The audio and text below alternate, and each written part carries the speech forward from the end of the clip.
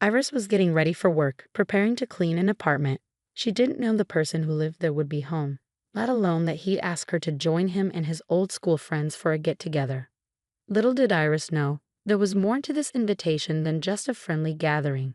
It turned out to be full of unexpected surprises and secrets. Iris was a determined young woman who found a special way to help her family. She worked hard cleaning houses, mostly getting new clients from happy customers who told their friends about her. Iris had faced challenges early on, like becoming a mom when she was young, which caused problems with her parents. But with her daughter Camille by her side, Iris felt inspired to make things better. When Camille was just 6 months old, Iris decided to take charge of her life. Since it was tough to find a regular job while taking care of her daughter, Iris started cleaning houses instead.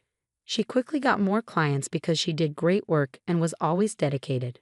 The best part was that cleaning gave Iris the flexibility to take care of Camille while still earning a living and making a good life for them both.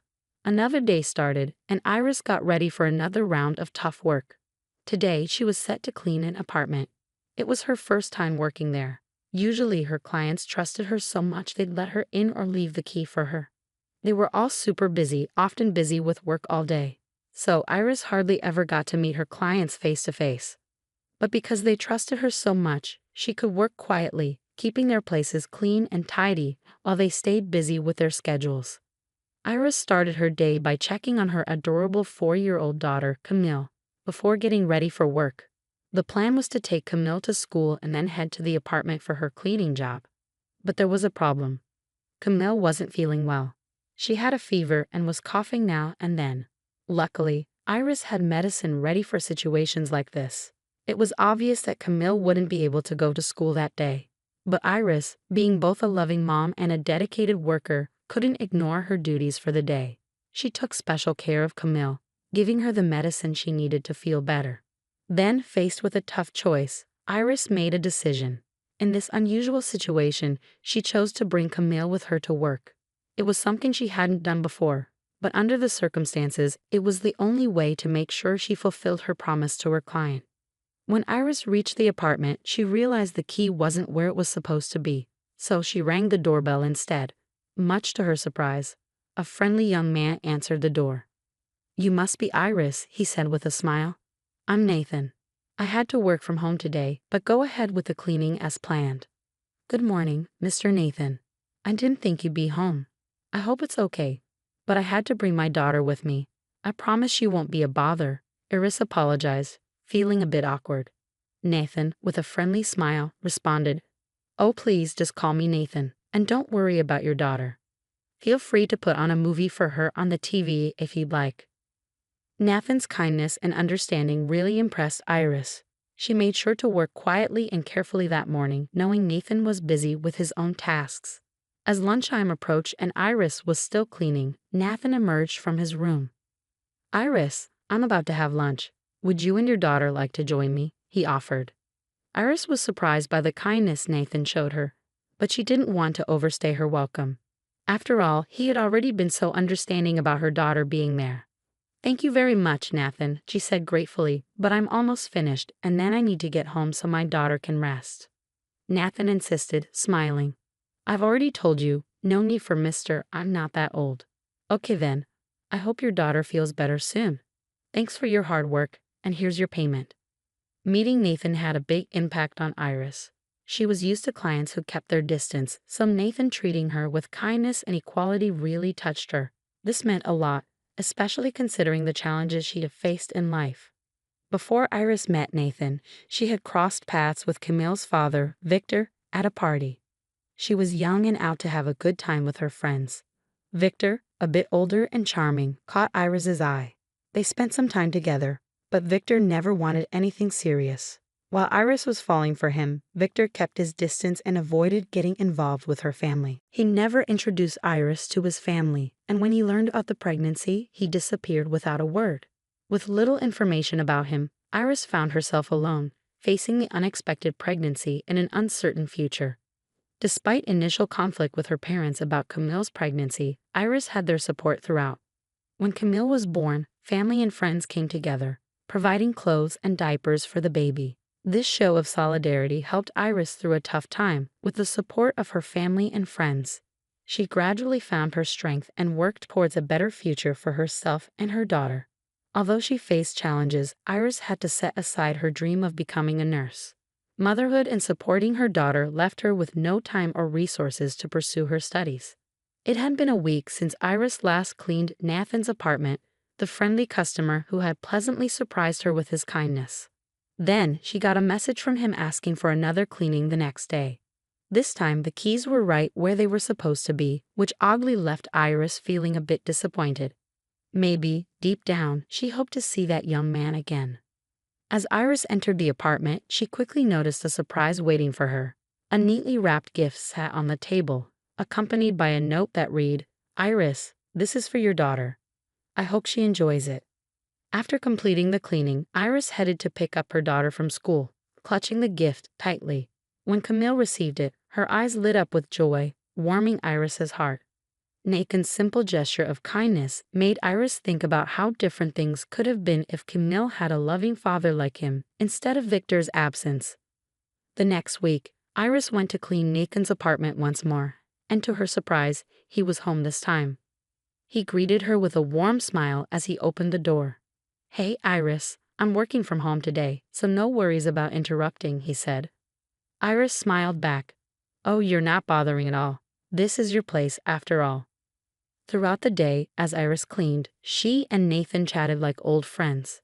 They talked about everyday things, shared stories and experiences, creating a genuine sense of friendship. When Iris finished, she said goodbye, thanking Nathan once again for the gift he had given to her daughter. Over the next few weeks, Iris continued her weekly cleaning visits to Nathan's home. Sometimes he was there, other times he wasn't. Nathan, being a bit older and a lawyer, would occasionally talk about his work cases, while Iris shared bits of her own life story. One day, as she worked, Nathan mentioned he had a meeting planned with his old high school buddies. He confessed he wasn't really looking forward to it, but felt obligated to go since it had been a while since they last met. What caught Iris off guard was what he said next. "In high school, I used to joke about never settling down or having kids. I was the designated bachelor of the group," Nathan explained, reminiscing. "Wouldn't it be a laugh if I showed up there married?" Suddenly struck by an idea, Nathan turned to Iris. "Hey, Iris, would you be up for going with me to this meetup, pretending to be my wife?" Though the request caught her off guard, Iris saw the potential for some fun. With Nathan arranging a babysitter for Camille, they both dressed up and headed to the gathering. Iris couldn't remember the last time she had dolled up and put on so much makeup. Having a break from her usual routine felt like a breath of fresh air. When they arrived at the meetup spot, Iris felt Nathan's hand in hers, and he said with a playful grin, "If we're going to play the part, we might as well do it right." It was a lighthearted moment that made her smile as they walked in holding hands. Nathan's friends were genuinely surprised when he introduced Iris as his wife. They teased her, jokingly asking how she managed to tie down the confirmed bachelor. The evening had a relaxed and enjoyable vibe, and everyone seemed to be having a great time. As the night wore on, it became harder to tell if Iris and Nathan were just putting on an act or if there was something more between them. They continued to hold hands, sharing meaningful glances and enjoying lively conversations with Nathan's friends. The boundary between play acting and reality seemed to blur, fostering a genuine sense of closeness between them. The relaxed atmosphere took a sudden turn when Nathan's late friend arrived. Iris's expression turned pale instantly. She gripped Nathan's arm, her voice filled with concern. "Remember when I told you about Camille's father disappearing?" "That's him," she whispered urgently. Nathan's eyes widened as he followed her gaze. "But that's my old friend Victor," he exclaimed. "He's the one who left you?" Iris asked, disbelief in her voice. Nathan didn't hesitate to leave, and Iris readily agreed. As they made their way out, they ran into Victor. Seeing Nathan with Iris, Victor recognized her despite the years that had passed. In a disrespectful tone, he sneered, "Hey, Nathan. What's with you and this gold digger? Looks like she finally found someone to scam." Knowing Iris and her character, Nathan firmly defended her. "Victor, you'd have no right to insult Iris. She's hardworking and honest. Now, if you'll excuse us, we're leaving." With that, he walked away with Iris, leaving behind Victor's hurtful words. Nathan's protective stance strengthened their bond, showing his loyalty to Iris as a friend. Once they were in the car, emotions were more in check. Iris thanked Nathan for standing by her side during that tough moment. Victor has shown his true colors as a complete scoundrel who needs to face up to his responsibilities. I can assist you in making him acknowledge Camille as his daughter, Nathan offered. But Iris's response caught him off guard. I've often wondered what it would be like if Victor had stayed with me and been a father to Camille. But today, I realize I don't want that man in my life, let alone in my daughter's life. I've been working hard and managing to take care of her without his help. She doesn't need a father who rejected her. Nathan gazed at Iris with admiration and asked, "And what about me, Iris? Do you want me in your life?" "Yes, Nathan. I want you to be a part of my life," Iris replied, her smile radiant. Their lips met in a sweet, passionate kiss, marking the start of a new chapter for them. Their bond deepened as their relationship blossomed, and Nathan felt he had found someone to build a future with. Camille, Iris's daughter, grew to love them too, and their family bond grew stronger. Eventually, Iris and Nathan decided to marry, a moment of joy and fulfillment. It also meant Iris could pursue her dream of becoming a nurse. The tale of Iris, Nathan, and Camille carries a poignant message about leaving the past, embodied by Victor, behind. At times, those who should stand beside us fail to meet their obligations, causing hurt and disillusionment. Yet, it's crucial to understand that we aren't defined by the actions of those who've wronged us. Iris refused to let Victor's absence shape her and her daughter's future. Instead, she focused on crafting a nurturing and fulfilling life for Camille, with Nathan's unwavering support. If you enjoyed the story, please show your appreciation by liking and subscribing to the channel. Share your feedback by commenting with a number from 1 to 5 to indicate your level of satisfaction. Also, check out the video currently displayed on your screen. Until next time. 5 years ago, I gave my parents every penny I had saved since high school, $40,000, because they told me my father was dying. Yesterday, I discovered it was all a lie. I'm Skylar, and this isn't the kind of story I ever thought I'd share online, but I need someone to tell me if I'm crazy for what I'm about to do. That morning started like any other. I was scrolling through Instagram during my coffee break at the law firm where I work as a paralegal. Then I saw my brother Nolan's post. Him standing in front of a gleaming high-rise downtown, designer sunglasses catching the sun, that smug smile I'd grown up with. The caption read, "Hard work looks good on me. Slaves blessed to luxury life." I almost choked on my coffee when I saw the first comment. "That down payment came through clutch, huh? Thanks, Mum and Dad." My hands started shaking. I called my best friend Isla immediately. "Hey, Sky, aren't you at work?" "Did you see Nolan's post?" "The douchey one with the building. Yeah, why?" I stepped into the empty break room, lowering my voice. "Remember that money I gave my parents for Dad's surgery?" "The 40 grand. How could I forget? You ate ramen for a year after that." "The timing. Isla, the timing matches perfectly with Nolan's condo purchase." There was a long pause. "Call your mum, right now." I did.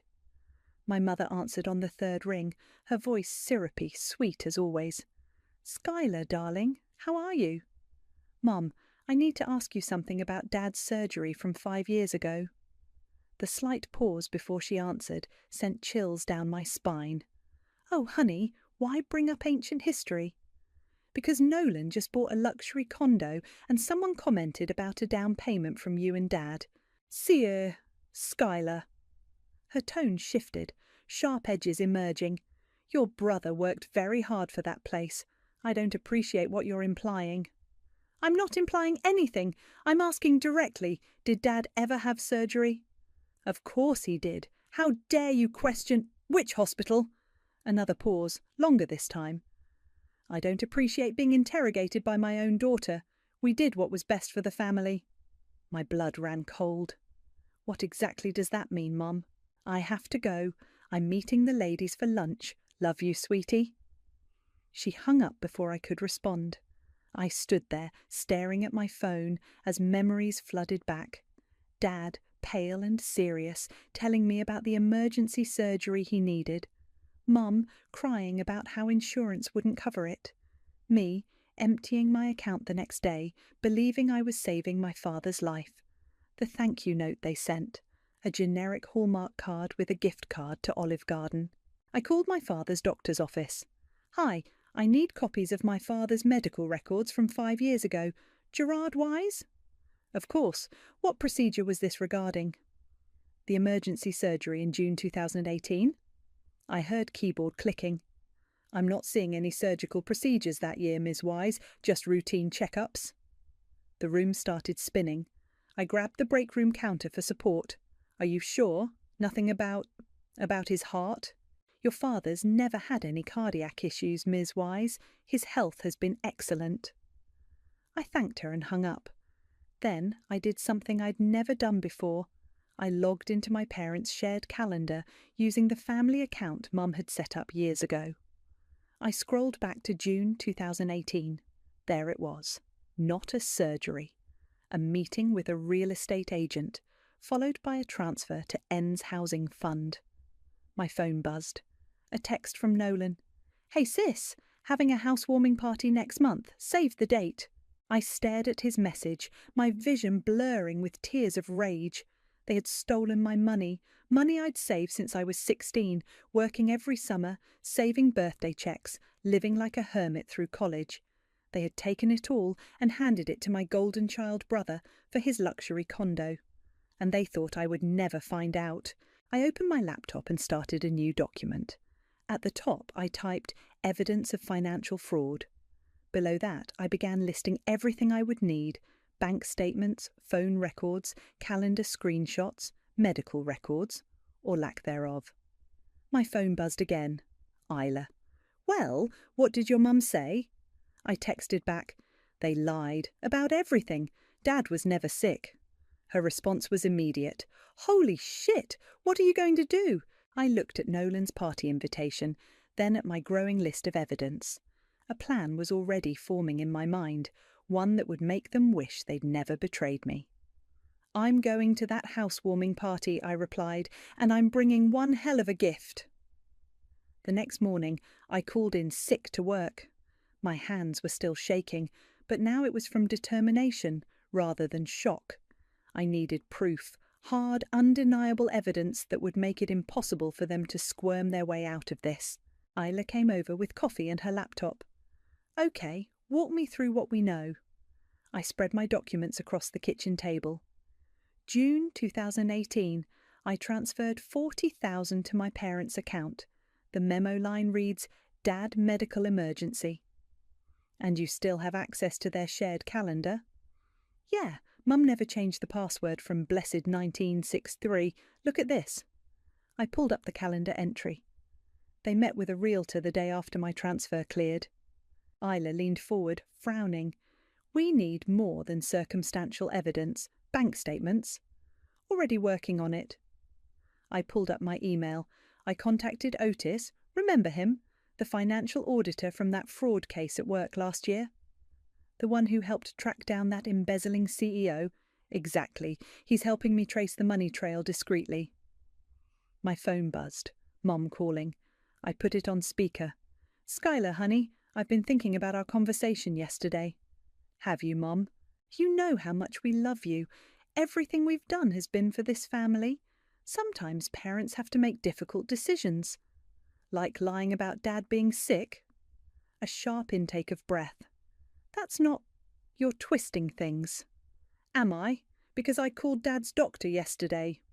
Silence. Then, "You had no right to do that." "I had every right. It was my money. Money you gave to your family. We needed it for Nolan's condo." The line went dead. I looked at Ela, who was already typing furiously. "Got it," she said. "Your mum's Facebook post from July 2018. So proud of our son taking this big step. Geesh, proud parents, Geesh, new home."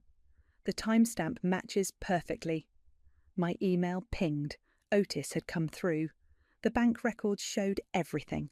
My transfer going into my parents' account, then moving to a joint account they shared with Nolan 2 days later. From there, it went straight to the real estate company. They didn't even try to hide it, I muttered.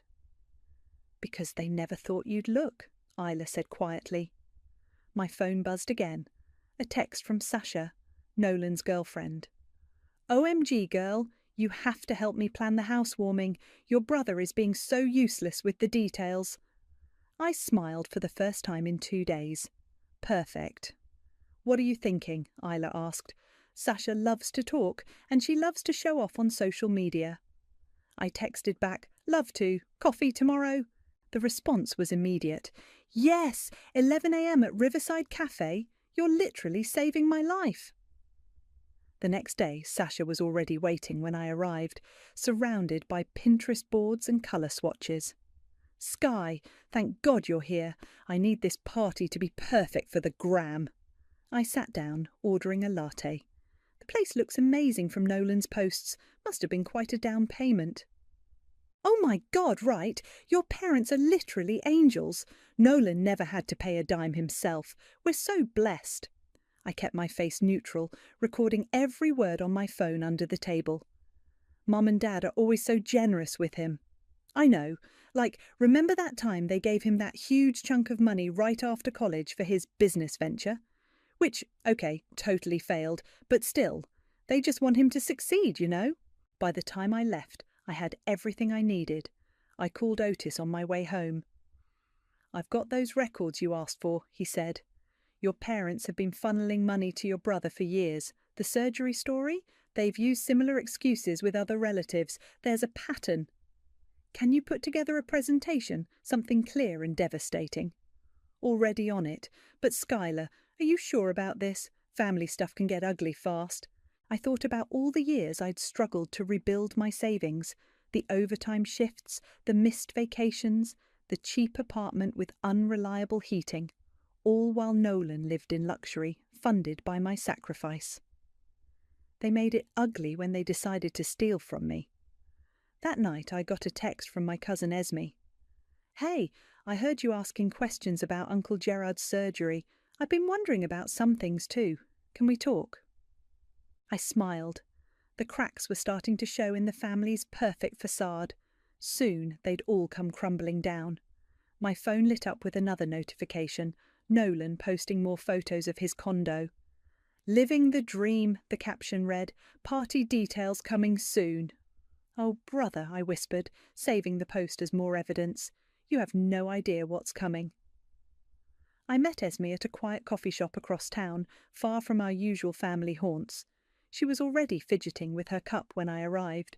Thanks for meeting me, she said, glancing around nervously. I've been wanting to talk to someone about this for years. About what exactly? 2 years ago, Aunt Allison told my parents Dad needed emergency dental surgery. They gave her $12,000. Esme's hands tightened around her cup. Last month I saw him at a family dinner, asked how his teeth were doing. He had no idea what I was talking about. My stomach churned. They've done this before. Multiple times, I think. Remember Cousin Patrick, the medical fund for his kid? I pulled out my phone and called Otis, putting him on speaker. Are you hearing this? Every word, he replied. Esme, would your parents be willing to provide bank records? They're already furious. Mum found out Uncle Gerard was at the casino the day of his supposed surgery. While they talked, my phone buzzed with a text from Sasha. Emergency! Can you come by the condo, having a crisis with the party planning? I said goodbye to Esme and headed to Nolan's place. The doorman knew me. Sasha had put me on the permanent access list during our coffee date. The elevator rode smoothly to the penthouse level. Sasha opened the door, perfectly manicured hands flying everywhere. Thank God you're here. I need help with the setup. This smart TV is giving me hell. I looked around the massive space, noting every detail. Floor-to-ceiling windows, marble countertops, a view that probably cost as much as my entire apartment, all bought with my stolen savings. What's wrong with the TV?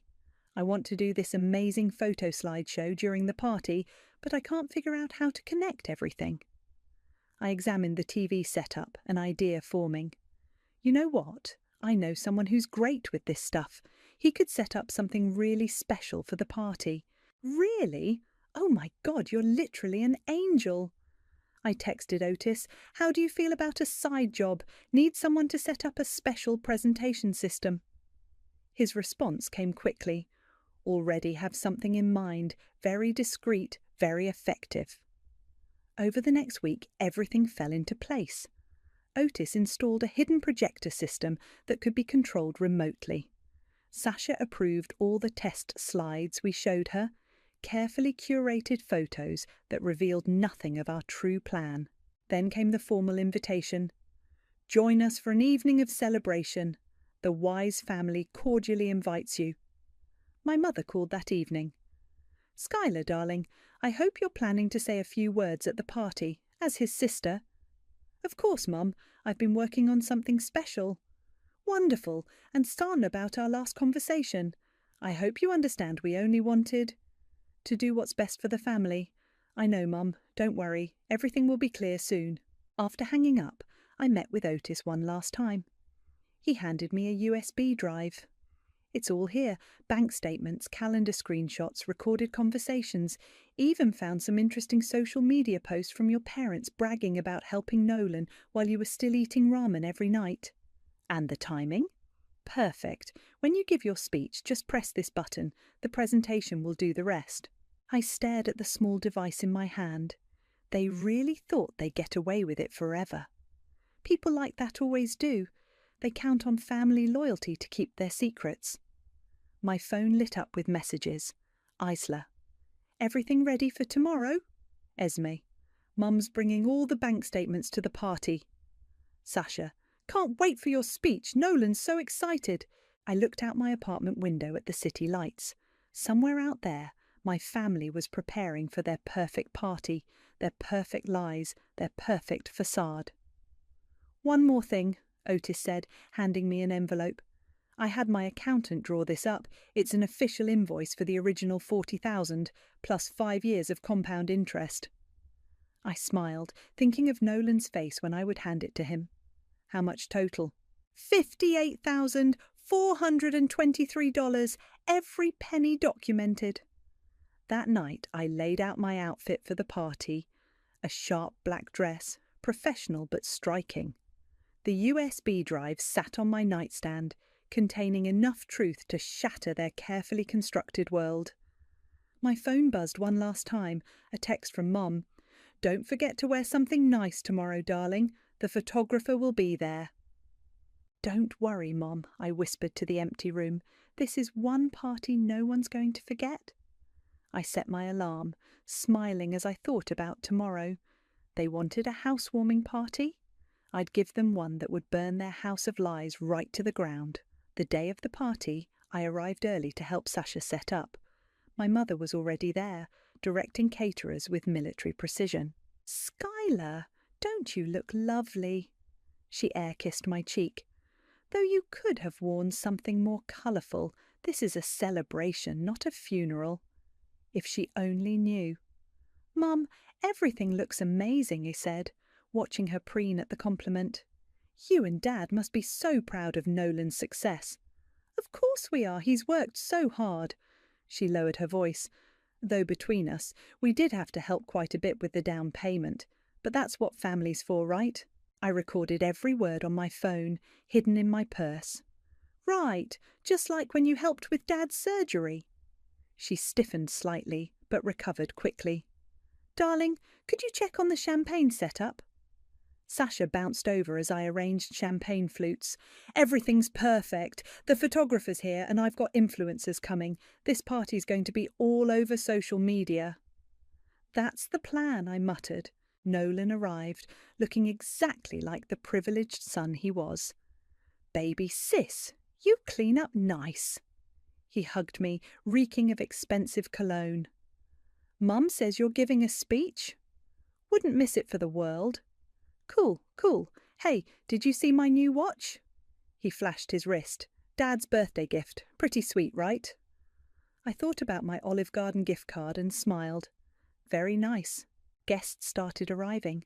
I played my part perfectly, the supportive sister, laughing at all the right moments, taking photos, complimenting the decor. Otis texted that he was in position, manning the hidden AV setup. Elizabeth, my parents' oldest friend, cornered me by the appetizers. "Skylar, dear, I haven't seen you since before your father's health scare. How is he doing?" "Which health scare would that be, Elizabeth?" She frowned. "The one where didn't your parents borrow money from several people, something about emergency treatments?" "How interesting. Would you mind telling me more about that?" By the time she finished, I had 3 more recorded testimonies of my parents' financial manipulation. Elizabeth seemed relieved to finally talk about it. "I always thought it was strange," she whispered. "Gerard looking so healthy right after supposed surgery, and then Nolan's new car appeared." My father clinked his glass, gathering everyone's attention. "Welcome, friends and family. We're here to celebrate not just a new home, but the success of our son." I watched him spin his web of lies about Nolan's hard work and determination. Mum stood beside him, dabbing proud tears. The photographer snapped away. "And now," Dad announced, "Nolan's sister would like to say a few words." The room turned to me. Phones came out to record. Sasha beamed, expecting something Instagram-worthy. I took my position by the massive TV screen, the remote control hidden in my palm. Isla gave me a subtle thumbs up from the crowd. "Thank you all for coming," I began, my voice steady. "Family means everything to us Wises. We believe in supporting each other, don't we, Mum and Dad?" They nodded encouragingly. 5 years ago, I learned just how far that support goes. When Dad needed emergency surgery, I didn't hesitate to give them my entire life savings. $40,000. Murmurs rippled through the crowd. My parents' smiles became fixed. I ate ramen for a year after that, worked overtime, missed vacations, but I didn't mind because I'd saved my father's life. I paused, looking directly at them. "Except there was no surgery, was there, Dad?" The room went silent. Mum's champagne glass trembled. "Skylar," my father warned, "this isn't the time. Actually, it's exactly the time, because that money? It went to something else entirely." I turned to Nolan. "How's that down payment working out for you, brother?" Nolan's face drained of colour. Sasha looked between us, confusion turning to horror. "Would anyone like to see where my $40,000 really went?" I asked the stunned crowd, finger hovering over the remote. "Because I've prepared a very special presentation." My mother stepped forward, voice shaking. "Skylar, please." "Too late, Mum. The truth's coming out, and this time there's no gift card big enough to make it go away." I pressed the button, and the screen behind me flickered to life. The first slide appeared, a bank statement showing my transfer, followed by the immediate deposit into Nolan's housing fund. The room erupted in gasps. Phones started recording frantically, and as I stood there, watching my family's perfect facade crumble, I felt something I hadn't felt in 5 years. Power. "Now," I said, smiling at the cameras, "let me tell you what really happened to my money." The presentation continued, each slide more damning than the last.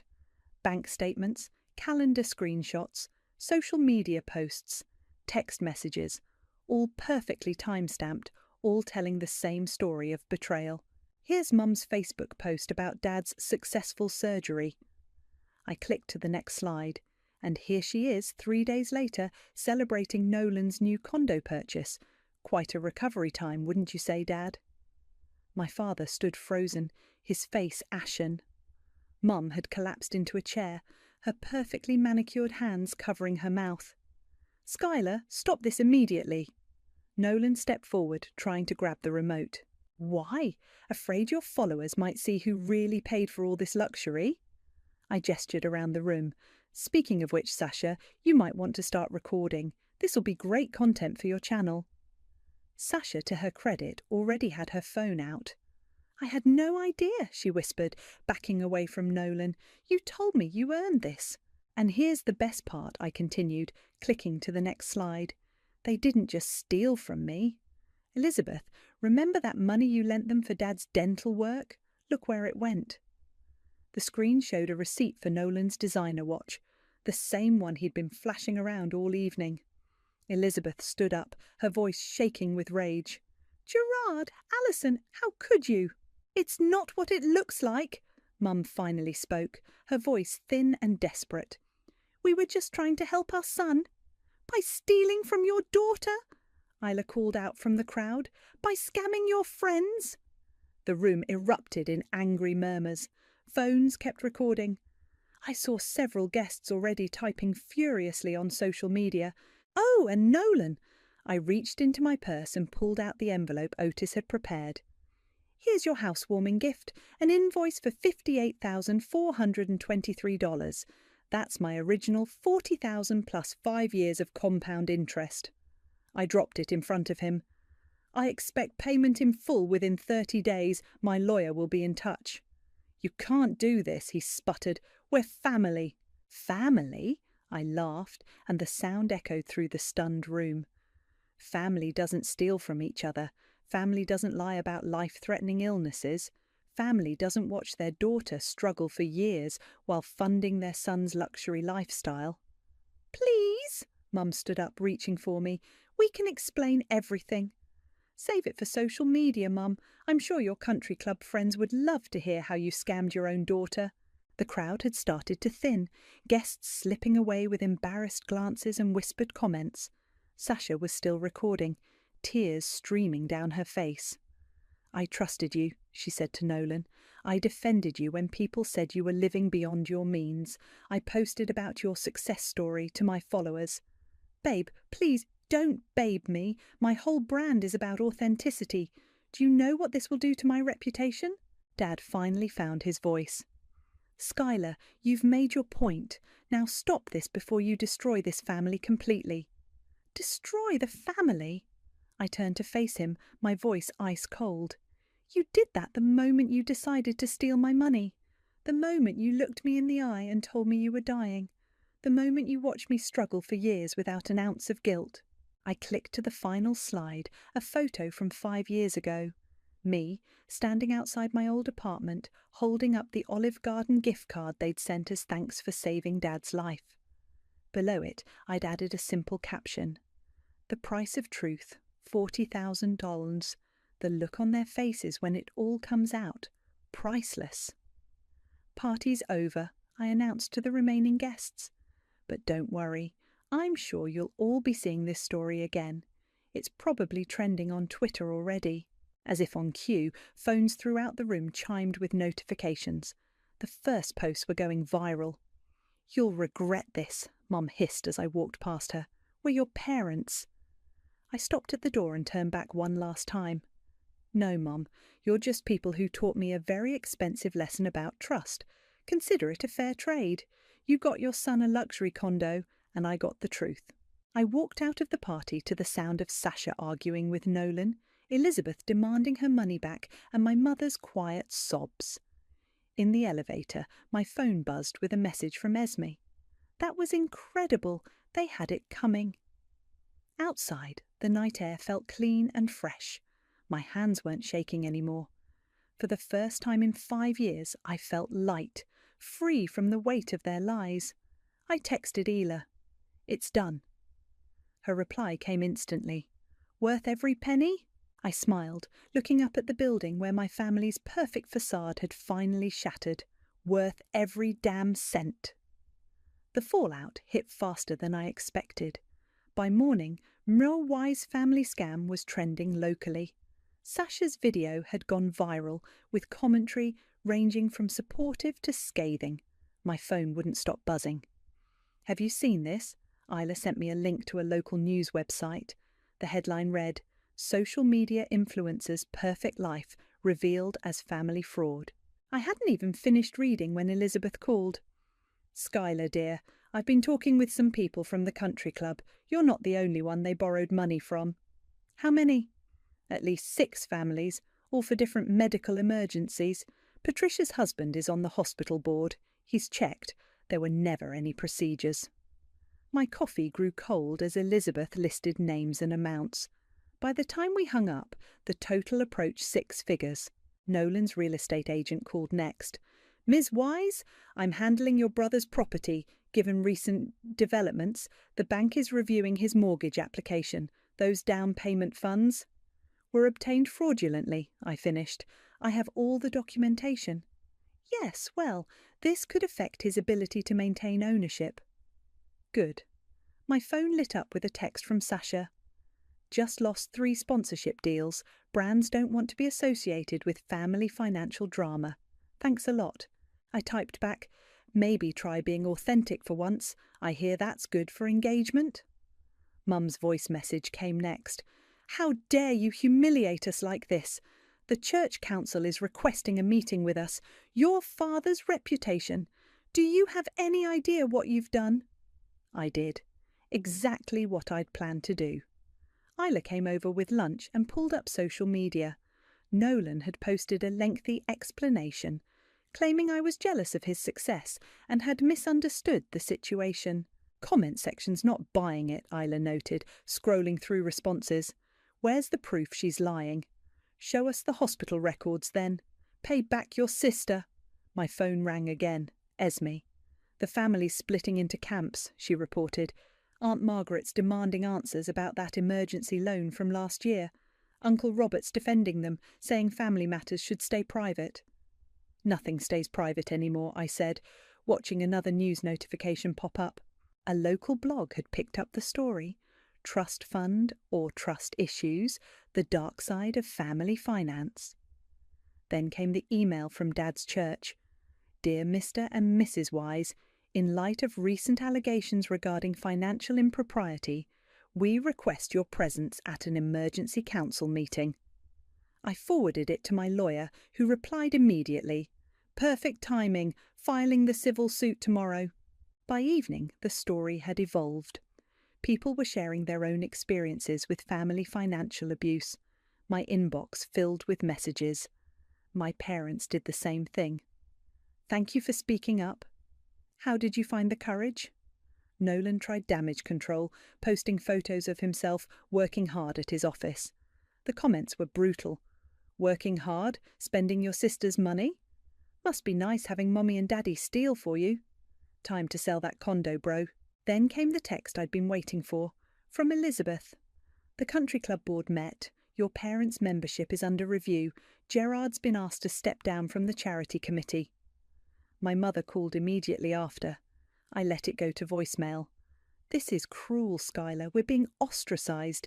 Mrs. Patterson wouldn't even look at me at the grocery store. Your father's business partners are asking questions. Is this what you wanted? To destroy everything we've built? I typed out a response. You built it all on lies. Maybe try the truth for once. Isla looked up from her phone. Sasha's doing a live stream. She's crying about being deceived and how she's learning and growing from this experience. At least someone is. My lawyer sent the final draft of the lawsuit. As I signed the papers, another message came through, from my father's oldest friend. Skylar, I've known your parents for 30 years. Never imagined they were capable of this. The church council has reviewed the evidence. They're being asked to step down from all committees. Some are calling for their removal from the congregation entirely. I should have felt satisfied. Instead, I felt oddly hollow. Isla must have noticed. Having second thoughts? No, just realising there's no going back from this. There wasn't any going back from what they did to you either. My phone buzzed one last time that night. A message from Mum. You will regret destroying this family. Mark my words. I looked at the growing pile of supportive messages, the legal documents, the news stories. Then I replied, No, Mum. The only thing I regret is trusting you in the first place. The truth was always going to come out. I just decided to tell it on my terms. Then I blocked their numbers, poured a glass of wine, and watched as their carefully constructed world continued to unravel, one social media post at a time. A month after the party, my lawyer called with news. The bank's foreclosing on Nolan's condo. Without your parents' continued financial support, he can't make the payments. I was at work when the email arrived. Legal documents from my parents' attorney. They were contesting Grandma Rose's will, trying to block my inheritance. They can try, my lawyer said, but given the documented fraud, no judge will side with them. Isla brought lunch to my office. Have you seen Sasha's new video? I hadn't. We pulled it up on her phone. Sasha, looking appropriately somber in minimal makeup, sat in what looked like a meditation room. My journey to authenticity, she began. After discovering my boyfriend's family's financial deception, I've decided to rebrand. Welcome to my new series, Real Talk with Sasha. Unbelievable, I muttered. Wait for it, Isla said. The video continued. And for my first episode, I'm interviewing someone brave enough to stand up against family financial abuse. Please welcome Skylar. I nearly choked on my sandwich. She what? She's been trying to reach you, says she wants to amplify your story and raise awareness.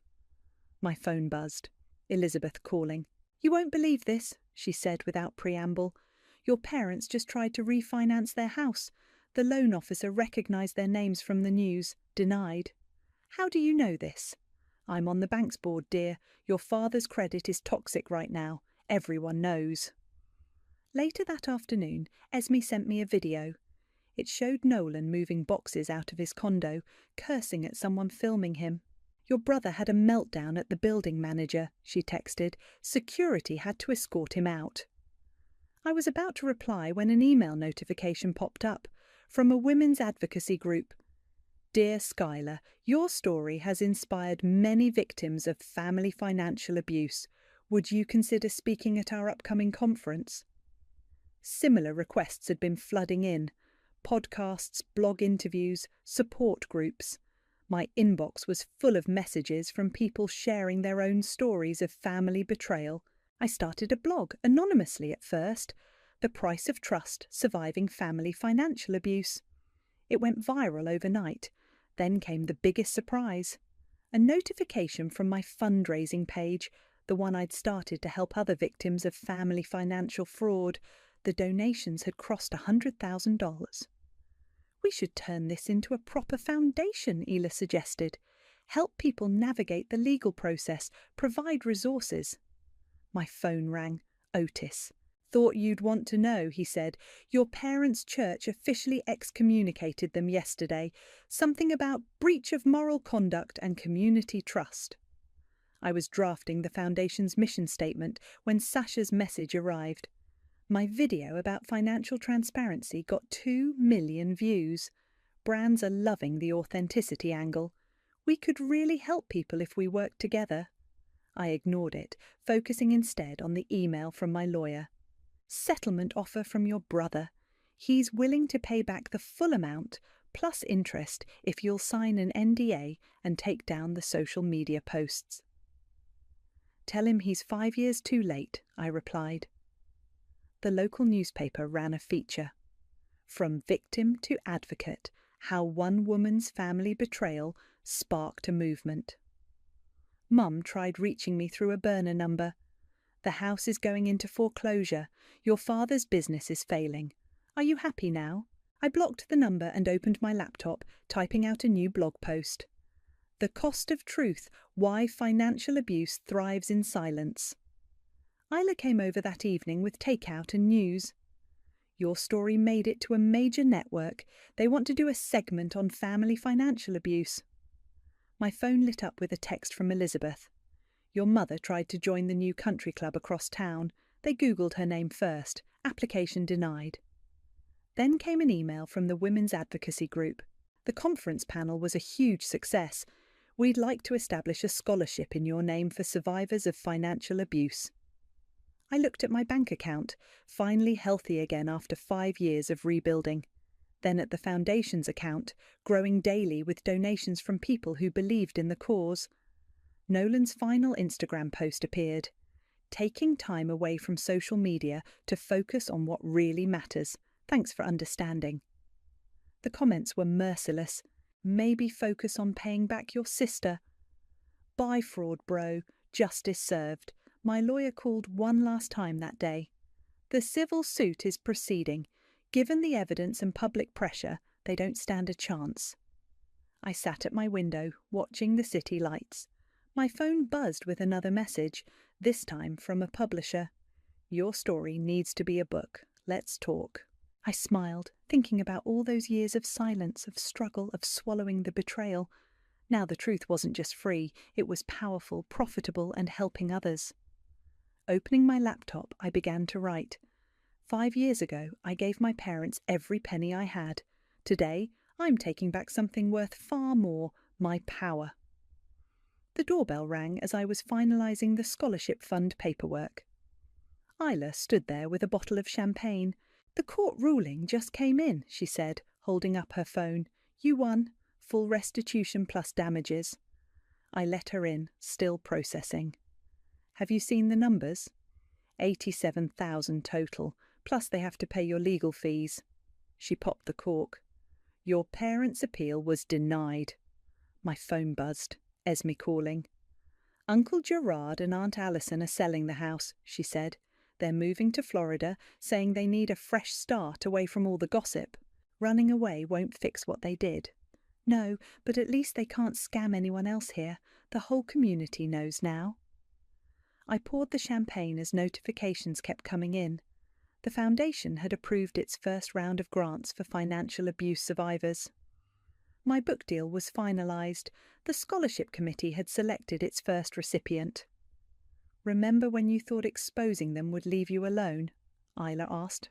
Before I could answer, my doorbell rang again. Elizabeth stood there, looking nervous. "Your brother's here to see you," she said. "He's waiting downstairs. Says he needs to talk." I found Nolan sitting on the building's front steps, looking nothing like the polished influencer he'd once been. "Hey," he said quietly, "what do you want?" "I sold everything. The watches, the cars, even that stupid coffee table Sasha had to have." He pulled out an envelope. "It's not the full amount yet, but it's a start." I didn't take it. "Why now?" "Because you were right. About everything." He stared at his hands. "I let them make me believe I deserved it all, that taking from you was okay because I was the special one. And now I'm working 2 jobs, living in a studio apartment. For the first time in my life, I'm actually earning something." My phone buzzed, another donation alert for the foundation. "You know what's ironic?" I said. "That money they stole from me, it's helped more people now than it ever did in your condo. I saw your foundation's website, the scholarship program." He paused. "You're doing good things, Sky. No thanks to our family." "I know, but maybe that's why this had to happen, to stop the cycle." A notification popped up. Someone had tagged me in a post. A young woman holding a scholarship award letter, crying with joy. The caption read, "Because of Skylar, I can finally finish school after my family stole my college fund." "The truth always comes out," I told Nolan. "It's just a question of who tells it first." He stood up, leaving the envelope on the step. "I'll keep paying until it's all back, I promise." "I don't need your promises. I need you to understand why this happened. I do now, and I'm sorry for everything." As he walked away, Esme texted, "Mum's organising Thanksgiving. Everyone's asking if you'll come." I thought about all the empty chairs at future family gatherings, the awkward silences, the weight of unspoken truths finally spoken. "Not this year," I replied. Back upstairs, Isla was reading comments on my latest blog post. "Listen to this one. Your story gave me courage to confront my own family's financial abuse. Today, I filed charges against my uncle who stole my inheritance." My laptop dinged.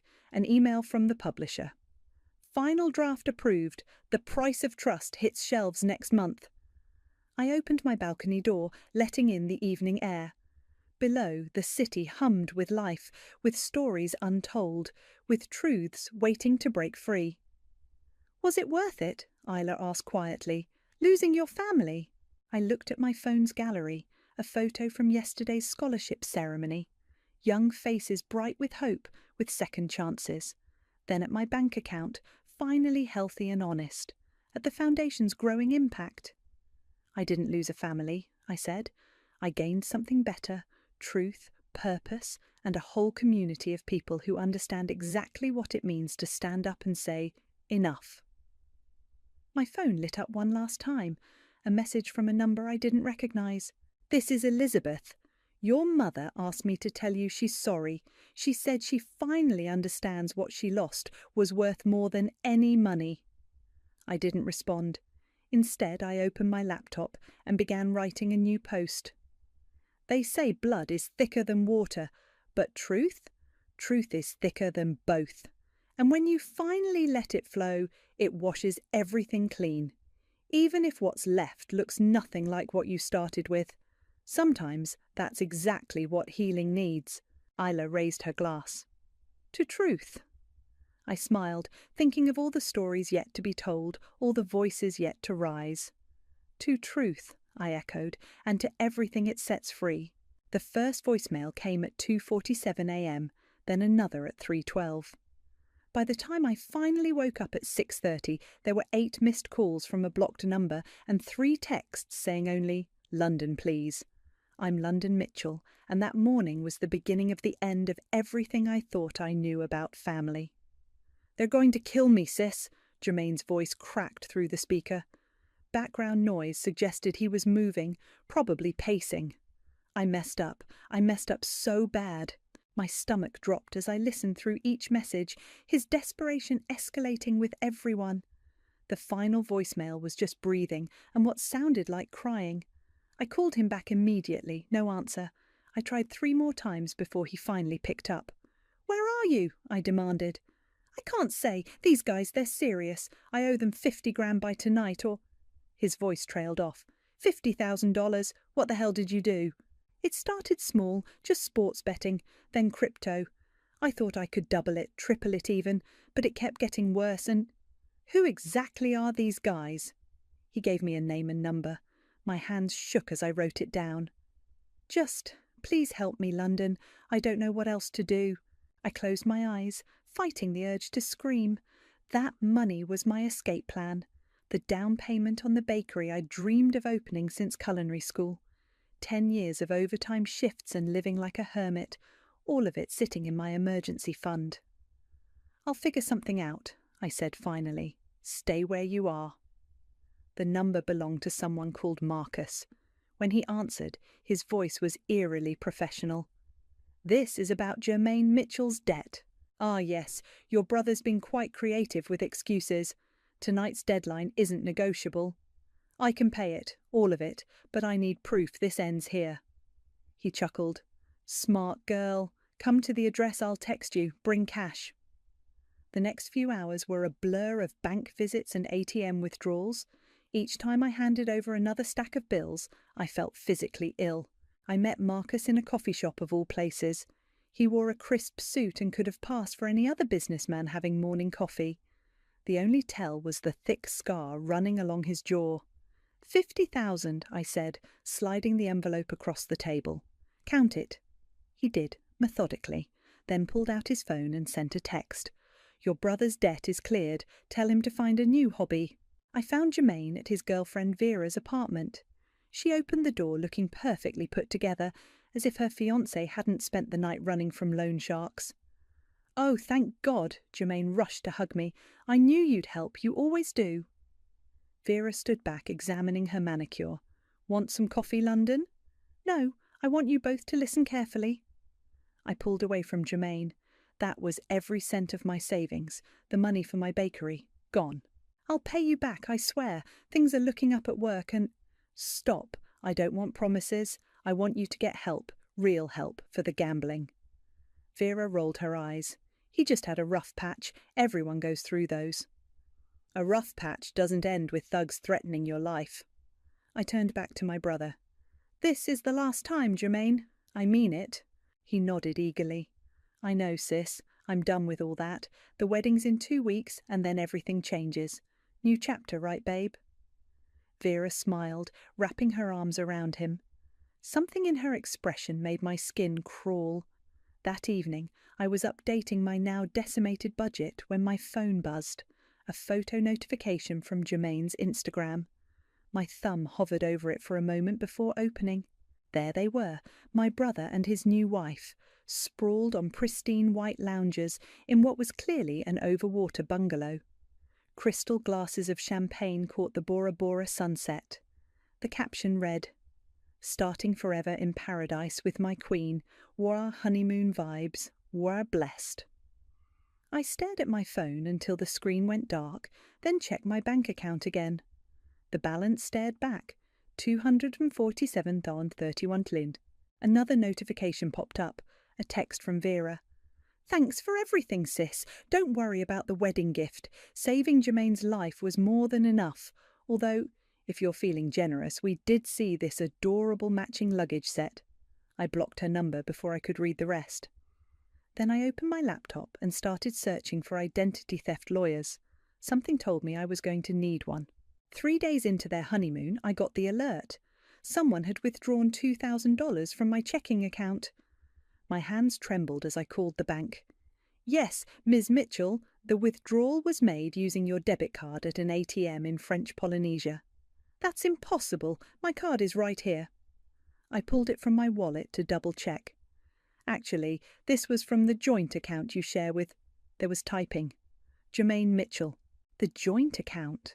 The one I'd opened when Mum was sick, so Jermaine could help with medical bills. I'd completely forgotten about it. "I need that account frozen, now." "I'm sorry, but both account holders need to—" I hung up and dialed Jermaine. It went straight to voicemail. I texted, "Call me, now." An hour later, my phone rang. "Hey, sis!" His voice was bright, carefree. "You won't believe how amazing it is here. Vera's getting a massage and I just—" "Why did you take money from the joint account?" "Oh, that! Yeah, sorry about that. Total accident. I thought I was using our honeymoon fund card, but they all look the same, you know." "Accident? Jermaine, you withdrew $2,000. "Did I? Shit. My bad. Look, things are just a little tight right now with the resort charges. I'll pay you back as soon as we get home and things settle down." "Things are tight because you're at a 5-star resort after I just paid off your gambling debt." "London, come on. It's my honeymoon. What was I supposed to do, take Vera to Atlantic City?" Before I could respond, I heard Vera's voice in the background. "Baby, who are you talking to?" "It's just London." "Oh, perfect. Let me talk to her." There was shuffling, then Vera's syrupy voice filled my ear. "London, I'm so glad you called. Listen, I hate to ask, but we're in a tiny situation." "No." "You haven't even heard what it is yet." She laughed, but it was brittle. "The credit card company is being absolutely ridiculous about our charges here. Something about unusual activity. They've declined our last 3 purchases." "That sounds like a you problem." "Don't be like that. We're family now, and it's just the honeymoon credit card debt. Once we're back, we'll figure everything out. Jermaine says you're amazing with budgets." I ended the call and opened my banking app. The joint account had been emptied completely, all $6,000 gone. My finger hovered over the Close Account button, but a notification popped up. "Action requires all account holders' authorization." Cursing, I grabbed my keys and drove to the bank. The manager, a kind-faced woman named Patricia, pulled up my accounts. "I see several linked accounts here," she said, frowning at her screen. "The joint checking we discussed, a savings account opened in 2012 and—" "Oh. What?" "There's a credit card listed under your social security number, opened in 2015. "I never opened a credit card in 2015. She turned the monitor toward me. There it was, a platinum rewards card with a $15,000 limit. Current balance, $14,987. Recent charges include—" Patricia squinted. 4 nights at the St. Regis Bora Bora, spa services, dining." The room started spinning. I gripped the edge of her desk. "I need to see every account linked to my social security number, everything." Patricia typed away, her expression growing more concerned. "Ms. Mitchell, there appear to be multiple credit lines opened in your name over the past 7 years. Most are maxed out or close to it." How much total?" She calculated quickly. "Just over $70,000 in credit card debt alone." My phone buzzed. Another text from Vera. The front desk is being so rude about the payment situation. Can you call them? Pretty please. I looked back at Patricia. I need to report fraud, and I need a very good lawyer. She nodded gravely and reached for a form. Before we begin the fraud report, I should mention the primary address on most of these accounts is 1242 Maple Street, apartment 3B. My blood ran cold. That was my old address from college. The one Jermaine had lived at with me for 6 months when he needed a fresh start. The same address he'd used to open that first credit card in my name, apparently. My phone buzzed again. A photo from Vera. Her and Jermaine in matching spa robes, cucumber slices on their eyes, champagne flutes in hand. The caption read, "Living our best life. Thanks for everything, sis." I saved the photo. Evidence. Then I called Kian, my ex who worked in fraud investigation. It was time to stop being the protective big sister and start being something else entirely. Something they wouldn't see coming. Kian's office hadn't changed in the 2 years since we'd broken up. Same cramped space, same wall of case files, same terrible coffee maker in the corner. "You look like hell," he said, gesturing for me to sit. "Thanks, you look exactly the same." He smiled, but it faded as I spread the bank statements across his desk. "Talk to me." "My brother and his new wife are in Bora Bora, spending money from accounts I didn't know existed, in my name." Kian studied the documents, his jaw tightening. "How long?" 7 years of credit cards, plus they drained a joint account I forgot about yesterday. "And you're sure it was them?" I pulled up Vera's latest Instagram story. Another luxury resort photo tagged with "Ye blessed." "Pretty sure." "Okay." He leaned back. "Here's what you need to do right now. Pull every penny you have from any account they might know about, today, before they land back in the country." "But the joint account." "Forget authorization. Go to the bank in person and tell them you suspect fraud. They'll freeze it, but first withdraw whatever's left." I checked my phone. "There's still $6,000 in there." "Then what are you doing here? Go, now." I was at the bank 20 minutes later. Patricia recognized me immediately. "Back so soon?" "I need to withdraw everything from the joint account, all of it." She frowned at her screen. "It shows a pending transfer." "Cancel it, please. It's fraud." Her fingers flew across the keyboard. "Done. Would you like the withdrawal in cash or—" "Cashier's check, made out to me only." While she processed the paperwork, my phone rang. Vera's number. "London! Thank God the hotel is being absolutely horrible. They're saying our cards aren't working and they might have to call the authorities." "Sounds stressful." "This isn't funny. They're threatening to call the police. You have to help us." "No, I don't.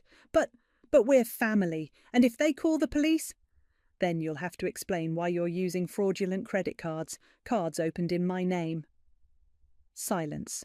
Then, in a completely different tone, "You wouldn't dare report us. Watch me." I hung up as Patricia returned with the check. "All set. I've also flagged the account for suspicious activity." Back at Kian's office, I found him surrounded by even more paperwork. "Got the money out?" I held up the check. "Just in time. They tried to transfer it while I was at the bank." "Good. Now look at this." He pointed to a credit report. "See these inquiries? They've been applying for new cards every few weeks. Getting desperate." My phone buzzed with texts from Jermaine. "Please don't do this. We can explain everything." "Mum would be so disappointed in you." That last one hit like a punch to the gut. Kian must have noticed my expression. "Don't let them manipulate you. This is textbook identity theft. They're counting on family loyalty to keep you quiet." "I know, but nothing. You know what happens to victims who stay quiet? They spend decades paying off debt they never created. They lose houses, jobs, everything." More texts flooded in. "The hotel security is here. They're saying they'll arrest us. Please, London, we're scared." "Look at me," Kian said firmly. "You're not responsible for their choices, but you are responsible for protecting yourself." I nodded slowly, then pulled up my banking app. One by one, I moved every dollar from my main accounts into a new account at a different bank, one Jermaine didn't know about. "What's next?" I asked. "We file a police report, then contact every credit bureau, then—" My phone rang again. Unknown number this time. "Ms. Mitchell, this is security at St. Regis Bora Bora. We have your brother and his wife here regarding some concerning credit card charges." "Yes, those cards were opened fraudulently. I'm filing a police report right now." "I see. And would you like to press charges?" I looked at Kian, who nodded firmly. "Yes," I said, my voice stronger than I felt. "Yes, I would."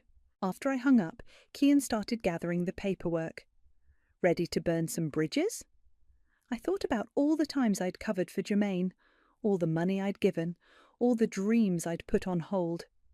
"They already lit the match," I said. "I'm just making sure they go down in the flames." My phone buzzed one final time. A text from Vera. "You'll regret this. Family is forever." I showed it to Kian, who smiled grimly. "She's right about one thing. This is going to be forever, on their criminal record."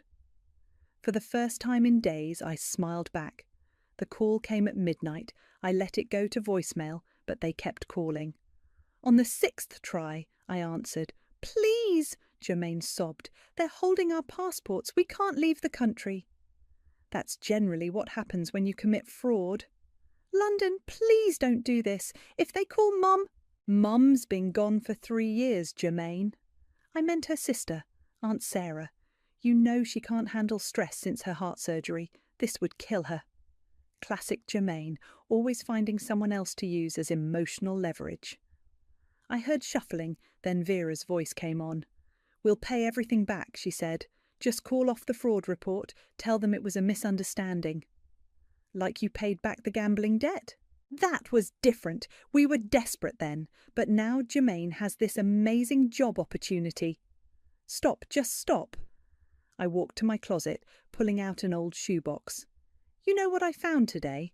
Mum's old journals." "What does that have to do with—" "There's an entry from 2012. She wrote about finding credit card applications in my name hidden in your room, Jermaine. You were doing this even back then." Silence on the line. "She confronted you. You promised to stop. Sound familiar?" "I was just a kid then," he whispered. "I didn't know better." "You're not a kid anymore, and Vera certainly isn't." Vera's voice turned sharp. "Don't you dare blame me for— 4 new credit cards were opened using my old address last month.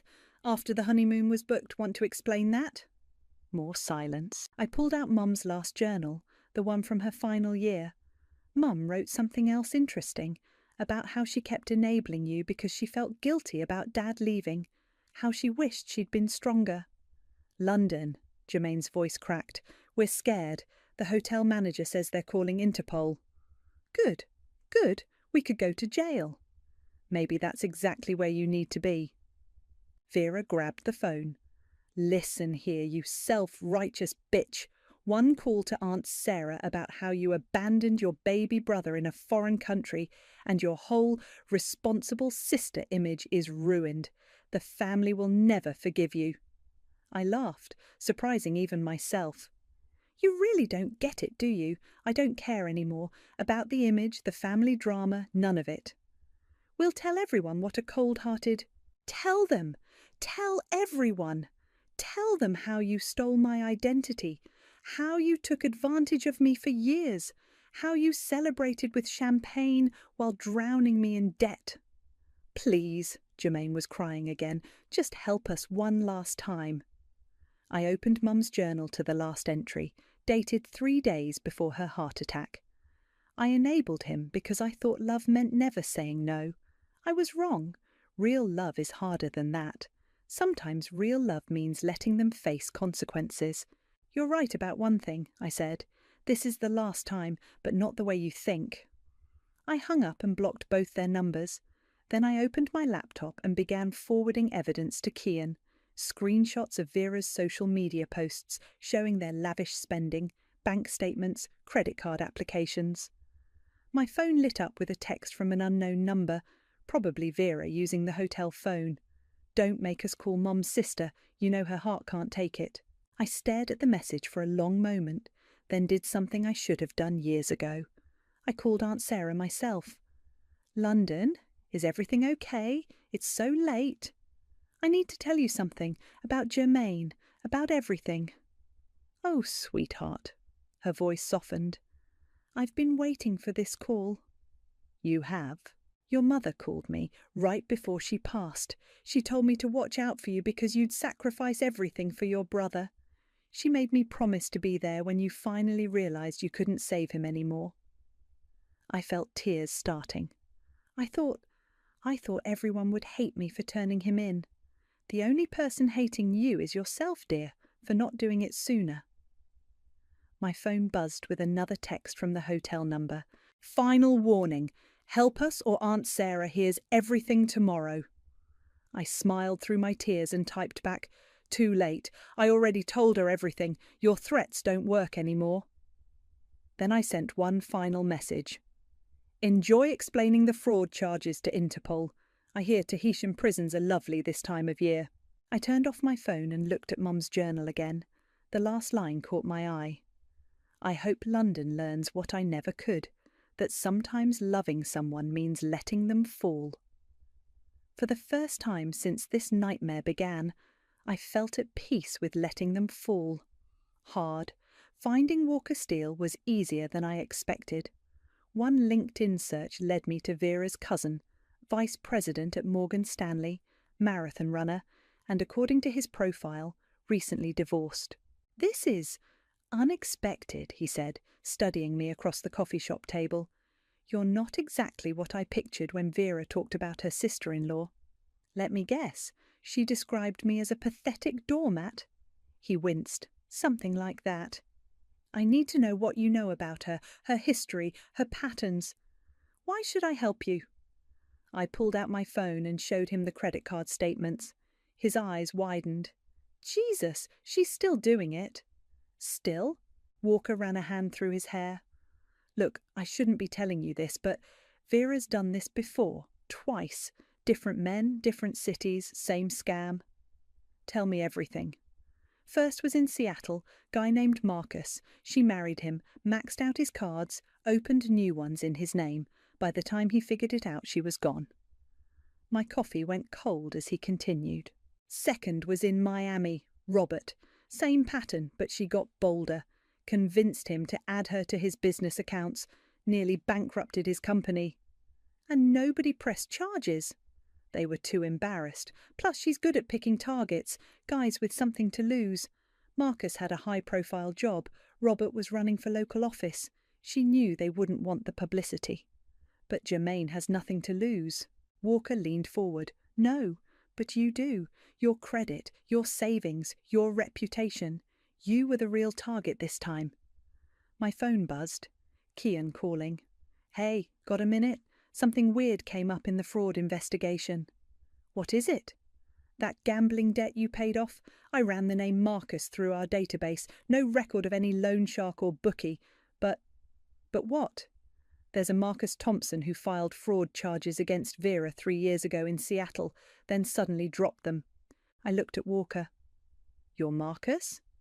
He nodded grimly. "The gambling debt was fake," I said slowly. "They planned this from the start." "Classic Vera," Walker sighed. "Create a crisis, force a rescue, then exploit the rescuer." My phone buzzed again, an email notification from my credit monitoring service. New auto loan application detected. "They're still trying," I said, showing Walker, "even after getting caught. Because it's always worked before. Nobody ever fought back." I opened my laptop and pulled up Vera's Instagram. "Look at this. Every post tagged with luxury brands, always mentioning family support or blessed with the best sister-in-law." Walker's eyes narrowed. "She's building a paper trail, making it look like you approved their spending." "Not anymore." I turned the screen to show him my draft email to the resort's corporate office, complete with evidence of the fraud. "You're really doing this? Going after your own brother?" "He stopped being my brother the moment he chose her scam over my trust." Walker was quiet for a moment. Then, "There's something else you should see." He pulled out his phone and opened his messages. Vera's been texting me, trying to get me to invest in some business venture with them. Look at what she says about you." The screenshots made my blood boil. London's such a doormat, lol. She actually believed the gambling story. Poor thing has no backbone but great credit. "Send me those," I said. "All of them." "What are you going to do?" I smiled. "You said nobody ever fought back. Time to change that." My phone lit up with another credit alert. They'd tried opening a store card now. "They're getting desperate," Walker said. "Good. Desperate people make mistakes." I forwarded Walker's screenshots to Kian, then opened my email again.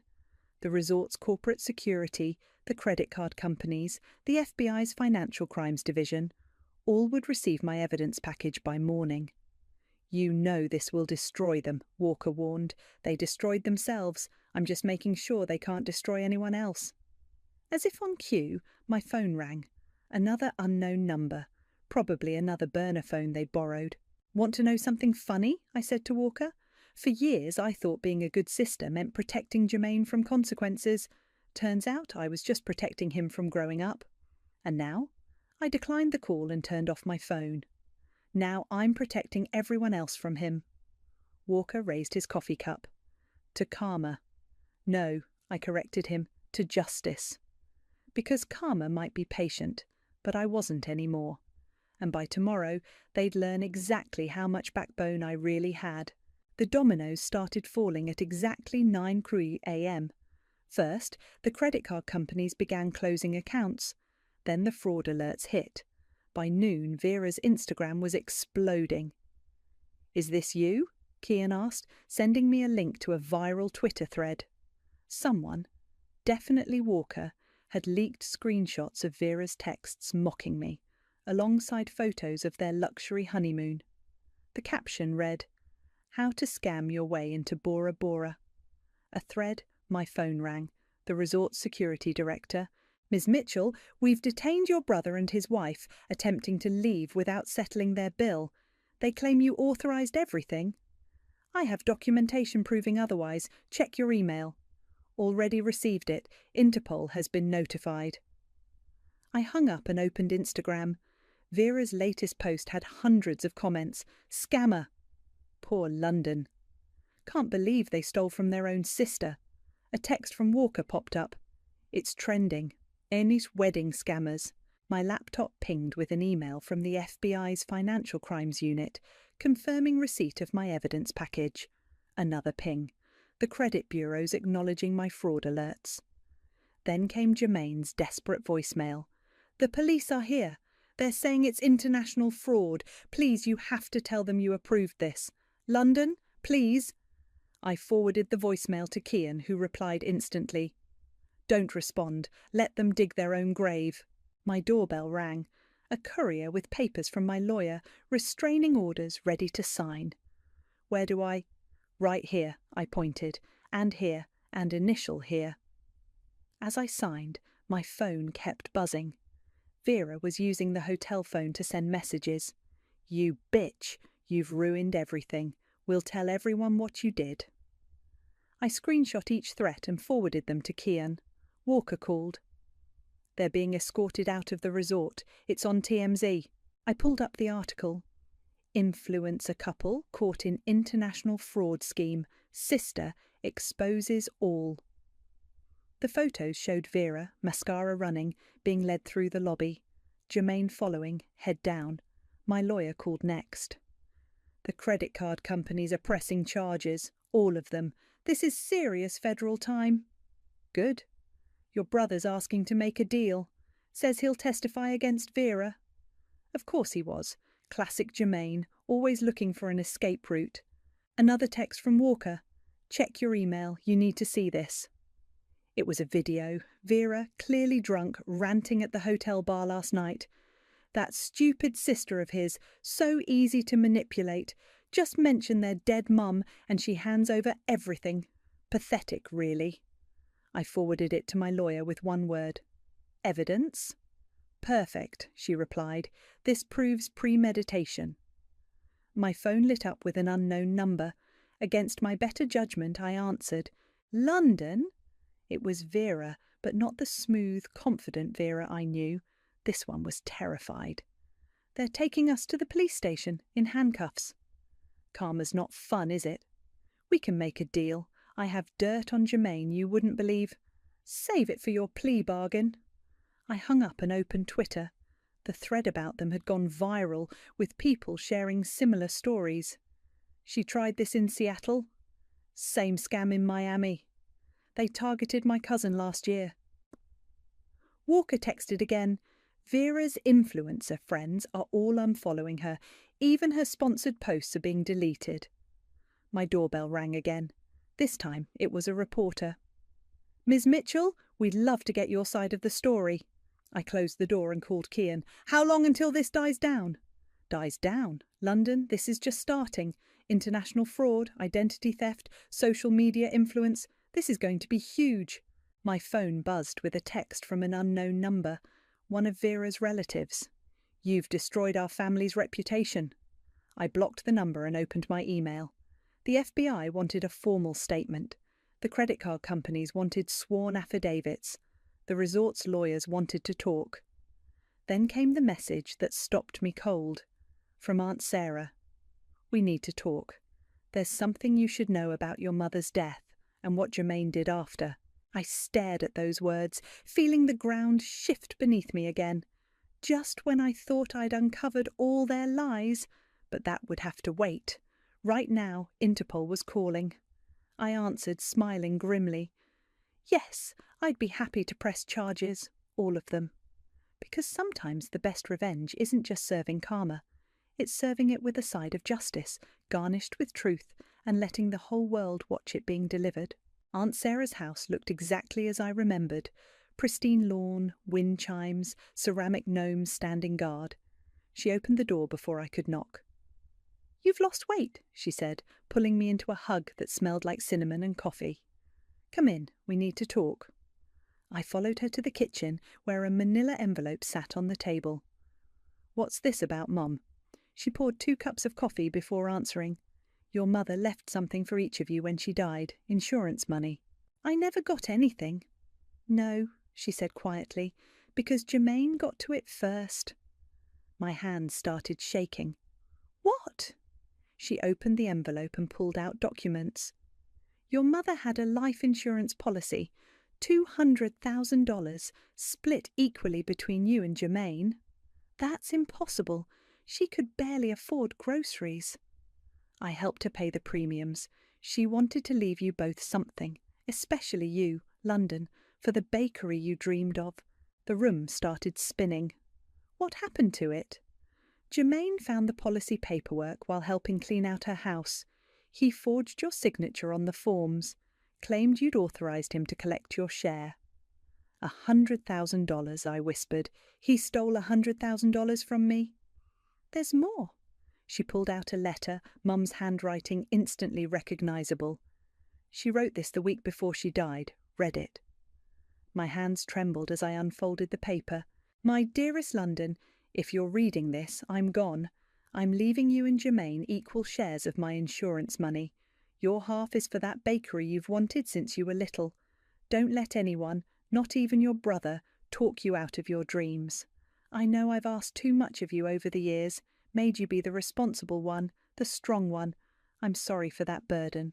Love, Mum. She died thinking I got the money, I said. All this time. Jermaine told everyone you'd taken your share and moved away. That's why you stopped getting invited to family events. People believed. They believed I abandoned the family after taking Mum's money. Sarah reached across the table and squeezed my hand. I knew something was wrong. Jermaine started buying expensive things, claiming he'd gotten an inheritance from your father's side. My phone buzzed, Kian calling. Hey, got a minute? Jermaine's lawyer reached out. He's offering a full confession about Vera in exchange for a lighter sentence. Tell him to confess about Mum's insurance money too. Silence. Then, what insurance money? I explained quickly while Sarah pulled out more documents. Bank statements showing the transfers, forged documents with my signature. This changes everything, Kian said. Insurance fraud, forgery. I'll add it to the federal charges. After I hung up, Sarah made fresh coffee. "There's something else you should know," she said. "Your mother called me the day before her heart attack. She'd discovered something about Jermaine, credit card applications in your name. She was going to confront him. And then she died. The stress probably triggered it. Her last words to me were about protecting you from him." My phone lit up with a text from Walker. "Vera's family is trying to distance themselves. They're claiming they never knew about her scams." Then another message from an unknown number. "This is Jermaine's lawyer. He's willing to return the insurance money in exchange for—" I deleted it without reading further. "You know what's funny?" I said to Sarah. "All these years I've been killing myself trying to help him, giving him money, paying his debts, and the whole time he had your inheritance. Not just the money. He took my reputation with the family, my relationship with Mum's memory, my dreams." Sarah stood up and walked to a cabinet. "Speaking of dreams," she pulled out a dusty folder.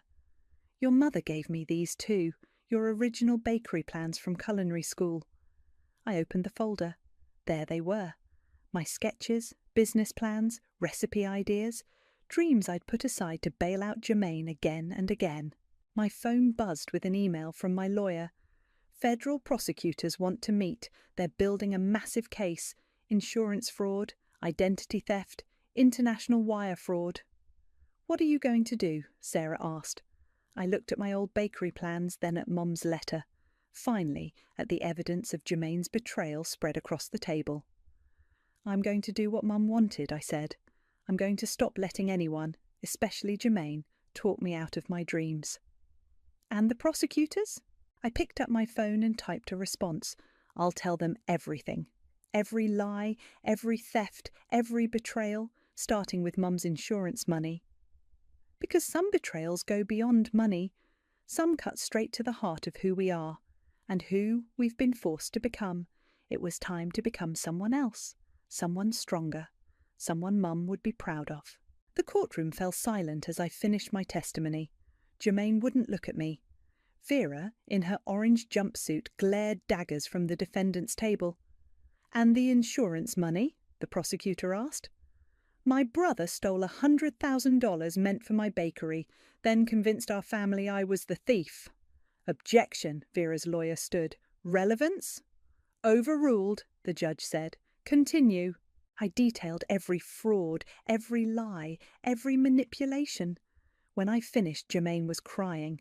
Vera's glare had turned to panic. Outside the courthouse, reporters swarmed. How does it feel to see justice served? "Will you ever forgive your brother?" "What's next for you?" Kian appeared, clearing a path. "No comments today." In his car, my phone buzzed with notifications. The verdict was trending. Wedding scammers get federal time. Brother and wife face 15 years for fraud. Sister's testimony seals conviction. "You okay?" Kian asked. "Better than okay." We drove to a small storefront downtown. The sign read, "Coming soon, London's Sweet Redemption Bakery." Walker and Aunt Sarah were waiting inside, surrounded by construction dust and half-assembled equipment. "The contractors say 2 more weeks," Walker said. "The investors are thrilled with the publicity, by the way. Everyone loves a comeback story." Sarah hugged me. "Your mother would be so proud." My phone rang. The prosecutor. "They're offering a deal. Jermaine will return the insurance money plus interest if you write a letter supporting a lighter sentence." I watched workers installing my brand new industrial ovens, bought with legitimate investor money, not stolen funds. "Tell him to keep it. I built this myself." "You sure? It's $100,000. "I'm sure. Some debts can't be repaid with money." After I hung up, Walker showed me something on his phone. Vera's cousin had posted our story on LinkedIn. Proud to help expose financial fraud and support victims. Visit London's Sweet Redemption Bakery. Opening soon. "Your origin story is marketing gold," he grinned. A young woman peered through the front window, then tentatively opened the door. "Are you London? I saw your story online. I think my fiancé is doing the same thing to me. Can I talk to you?" I recognized that look. The doubt, the fear, the desperate need for validation. "Come in," I said. "Let me make you some coffee." While the coffee brewed in my new commercial machine, she told me about mysterious credit cards, unexplained withdrawals, guilt trips about family loyalty. "I feel crazy for suspecting him," she said. "He says I'm paranoid." "You're not crazy." I handed her Kian's card. "Call this number, then call me when you're ready to stop being a victim." After she left, Sarah squeezed my shoulder. "You're going to be doing a lot of that, aren't you?" "Someone has to." My phone buzzed, a text from Jermaine's prison account. "I'm sorry for everything. Please forgive me." Delete. Another message from Vera. "You think you've won? Just wait until we get out." Block. Walker raised an eyebrow at my smile. "What's funny?" "They still think this was about winning." I gestured around the bakery. "This was about choosing myself for once." A delivery truck pulled up outside, my custom display cases arriving. The driver needed a signature. "London Mitchell?" he asked. "That's me, owner of Sweet Redemption Bakery." The words felt good. Right. True. My phone lit up with another message, this time from the young woman who'd just left. "I checked our accounts. You were right. Thank you for helping me see the truth." I showed it to Sarah, who smiled. "You're not just building a bakery, are you?" "No," I said, watching my dream literally take shape around me. "I'm building a reminder that sometimes the sweetest revenge is simply refusing to be a victim anymore." The afternoon sun streamed through my newly installed windows, catching the gold lettering on the wall, "Sweet Redemption Bakery," where every recipe tells a story. And mine? Mine was just beginning. Not as a sister who sacrificed everything, not as a victim of fraud, but as someone who finally understood that the best form of justice isn't punishment. It's proving that they didn't break you. They just showed you how strong you really are. "Ready to test the ovens?" Sarah asked, holding up my mother's old recipe box. I tied on a brand new apron with my bakery's logo. Ready to make something sweet out of something bitter. Because that's what redemption tastes like, and I was finally ready for my first bite. The day my parents finally called me for help, I was in the middle of debugging code for a $1 million project. Funny how they only remembered my number when their golden child's mistakes caught up with them. I'm Vivienne, and I've spent 31 years being the responsible one, the reliable one, the boring one, the one who wasn't Colin. "Honey, we need to talk." Mom's voice trembled through the phone. "It's about the house." I knew exactly what this was about. Colin's latest revolutionary startup had crashed and burned, taking their home equity loan with it. I'd warned them 6 months ago when they'd mortgaged their house to fund his brilliant idea for, I kid you not, an AI-powered toaster that could predict your breakfast preferences. "How bad is it?" I asked, though I already had a figure in mind. 100,000, Dad chimed in from what must have been speakerphone. "The bank? They're starting foreclosure proceedings." I leaned back in my office chair, staring at the Seattle skyline through my window. "And Colin?" "He's trying his best, sweetie." Mom jumped to his defense. "These things happen in business. You know how innovative minds work." "No, Mom. How is Colin planning to fix this?" Silence. Of course. I closed my laptop and grabbed my keys. "I'll be there in 30 minutes. The drive to their suburban home felt like traveling back in time. Past the elementary school, where Colin's mediocre art always made the bulletin board, while my perfect math scores went unmentioned. Past the high school, where they attended every one of his football games, but missed my valedictorian speech because he had a big game that day. They were waiting on the porch when I pulled up. Mum was wringing her hands, Dad looked defeated, and there, sprawled on the porch swing like he didn't have a care in the world, was my brother, Colin. "Sis!" He bounded up with that trademark grin. "You're not going to believe it, but I've got another idea that'll make this all worth it." "Stop talking." I brushed past him into the house, setting my bag on the kitchen counter. "Show me the paperwork." Mom scrambled to get the foreclosure notice, while Dad made coffee nobody would drink. Colin followed us in, his girlfriend Destiny trailing behind him, phone permanently attached to her hand. "It's really not as bad as they're making it sound," Colin said. "The algorithm was solid. We just needed more time." "The algorithm told people when they wanted toast," I cut in. "It wasn't exactly curing cancer." "You never understood the vision," Destiny piped up, finally looking up from her phone. "Colin's ideas are ahead of their time." I bit back a response as Mom spread the papers on the counter. The numbers were exactly what I'd expected. Worse, actually, with the late fees. I could cover it, but that would mean liquidating most of my investments. "We wouldn't ask if we had any other option," Dad said quietly. "We know how hard you've worked for your money." For the first time, they noticed my success. Funny how that worked. "Remember when I wanted to go to MIT?" I asked, scanning the documents. "You said we couldn't afford it, that I should be practical and go to state school." "Vivian, that was different," Mom started. "Was it? Because you remortgaged your house for Colin's toast robot, but you couldn't help me with tuition." I looked up at them. "I paid my own way, every semester, every book, every meal." "You were always so capable," Mom said, like it was a compliment. "You didn't need our help." "No," I agreed. "I didn't, and I don't think you need it now either." I stood up, gathering my things. Their faces fell in unison. "Wait!" Dad called out as I reached the door. "Please, we'll lose everything." I turned back, seeing them all there. Mom close to tears, Dad looking small, Colin with that hint of entitlement still in his eyes, Destiny recording everything for who knows what reason. "I'll help," I said finally. "But we're doing this my way. I'll have my lawyer draw up the paperwork tomorrow." The relief on their faces was instant. They didn't even ask about the terms. They never did, with Colin's ventures. Why start now?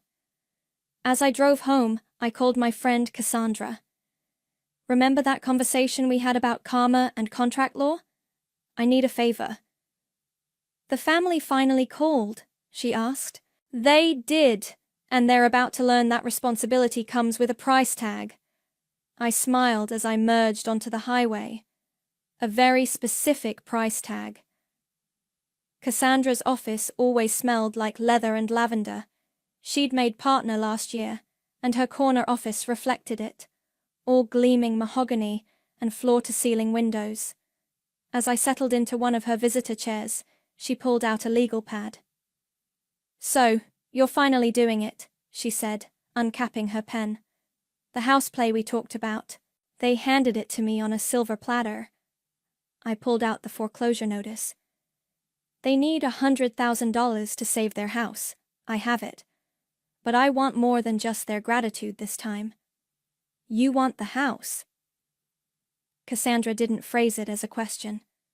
"I want control. They've spent 30 years making decisions that benefit Colin at everyone else's expense. Time to change the game." She started writing. "We'll need to structure this carefully. Make it ironclad, but not obviously predatory. Something they'll sign without thinking twice." "They never think twice when it comes to Colin," I said. "Why start now?" For the next hour, we crafted the agreement. It was beautiful in its simplicity. I'd pay off the loan, but the modified lien would add me to the title. One signature, and I'd own 1/3 of their home. Another clause buried in the middle would trigger full transfer of ownership once the debt was cleared. "They won't read this carefully," Cassandra warned. "Are you sure you want to go through with it?" My phone buzzed. A text from Colin. "Thanks for helping the parents out, sis. BTW, got another idea to run by you later. This one's guaranteed money." I showed Cassandra the message. She nodded and kept writing. The next morning, I met my parents at their bank. Mom was wearing her Sunday best, like she always did for important occasions. Dad had actually ironed his shirt. They both looked relieved to see me. "Where's Colin?" I asked, noting his absence. "Oh, he had an important meeting with some investors," Mum said quickly, "for his new project." "Of course he did." I set my briefcase on the loan officer's desk. "Shall we begin?" The loan officer, a tired-looking woman named Janet, spread out the documents. "I've reviewed the modified agreement your lawyer sent over. Everything appears to be in order." I watched my parents' faces as Janet explained the terms. They nodded along, barely listening, their eyes fixed on the number at the bottom of the page, the number that would save their home. "So, Vivian will be added to the title?" Dad asked, but his tone suggested he didn't really care about the answer. "Yes, as a co-owner," Janet confirmed. "And there are some additional terms regarding future ownership transfer based on the loan satisfaction." Mom was already reaching for the pen. "That's fine, that's all fine. You're family, after all." I almost laughed at that. Family. Right. "Just sign here, here, and initial here." Janet pointed to the marked spots. Their signatures were quick, eager. They didn't even skim the pages. Just like they never questioned Colin's business plans or bothered to read those investment prospectuses. I signed last, my hand steady. With each stroke of the pen, I felt lighter. "Congratulations," Janet said, stamping the final page. "The transfer will process today. The foreclosure proceedings will be halted immediately." Mom hugged me, tears in her eyes. "Thank you, honey. We'll pay you back somehow, I promise." "No need," I said, tucking my copy of the documents into my briefcase. "Consider it an investment in my future." Dad squeezed my shoulder. "We're lucky to have such a responsible daughter." As we walked out of the bank, Mom was already on the phone with Colin, telling him the good news. I heard his voice through the speaker, loud and celebratory, probably already planning his next venture. "Dinner tonight?" Mom suggested, hanging up. "To celebrate? Colin and Destiny can join us." "Sorry, I have plans," I said, checking my watch. "Work dinner, you know how it is." They didn't, actually. They'd never really asked about my work, my success, my life. Back in my car, I took a moment to breathe. Then I called Cassandra. "It's done," I said. "How do you feel?" I looked back at the bank, where my parents were still standing, probably planning how to tell their friends they'd avoided foreclosure. They'd spin it into another story about resilience, about family coming together. They had no idea what was coming. "I feel like I just bought the most expensive revenge in history," I said. "And it was worth every penny." "You wanted me to save the house?" I muttered to myself as I started the engine. "It's mine now." 6 months passed in a blur of overtime and side projects. Every extra dollar went toward paying down that loan, while my parents acted like everything was back to normal. Tonight was another family dinner I couldn't avoid, Mom's birthday. I arrived late, coming straight from my consulting gig. The driveway was already full with Colin's new Tesla, because apparently bankruptcy was no reason to drive a modest car. "There's my responsible girl," Mom called out as I entered. She was wearing a new dress, probably another gift from Colin. He always bought expensive presents with other people's money. The dining room was a snapshot of everything wrong with our family. Mum and Dad beaming at Colin while he gestured dramatically, describing his latest venture. Destiny recording everything for her social media, adding filters to make the modest dining room look more aesthetic. And me, still in my work clothes, clutching a practical gift card I'd actually paid for myself. "Vivienne, you won't believe what your brother's working on now," Dad said, practically glowing. "Tell her, son." Colin leaned back, running a hand through his expertly styled hair. "It's a revolutionary dating app that uses zodiac signs and cryptocurrency." "That sounds fascinating," I cut in, setting down my bag. "Mom, Happy birthday. Oh, thank you, sweetie. She took the envelope without opening it, but let Colin finish. This could be the next big thing. I caught Destiny smirking behind her phone. She'd been dating Colin for 3 months and had already mastered the family dynamic. As I was saying, Colin continued, we're calling it Starcoin. Users match based on astrological compatibility, and they can only communicate by sending each other custom cryptocurrency tokens. How are you funding this one? I asked, serving myself some pasta. The table got quiet. Too quiet. Actually, Mom said, brightening, we were hoping to discuss that. You've been so generous with helping us out. No. The word came out sharp enough to make Dad flinch. But you haven't even heard the projections, Colin protested. Destiny's already got influencers lined up to promote it. We're talking millions in potential revenue. Like the toast robot. I stabbed at my pasta. Or the smart socks. Or the cryptocurrency for pets. Those were learning experiences, Mom defended him. Every entrepreneur has failures before their big break. And who paid for those learning experiences? I set down my fork. While Colin was learning, I was working 60-hour weeks, cancelling vacations, turning down promotions that required travel, all to pay off his mess. Don't be jealous just because your brother dreams bigger than a cubicle, Destiny chimed in, finally lowering her phone. The room temperature seemed to drop 10 degrees. A cubicle? I laughed. I'm a senior software architect. I lead teams that build actual, functioning technology, not astrology-based Ponzi schemes. Vivian, Mom scolded. It's my birthday. Can't we just have a nice dinner? Sure, Mom. Let's have a nice dinner. Let's talk about how you're planning to fund Colin's next failure.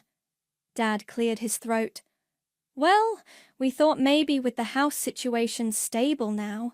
The house situation isn't stable. I'm still paying off the loan I took out to save your house because of his last brilliant idea.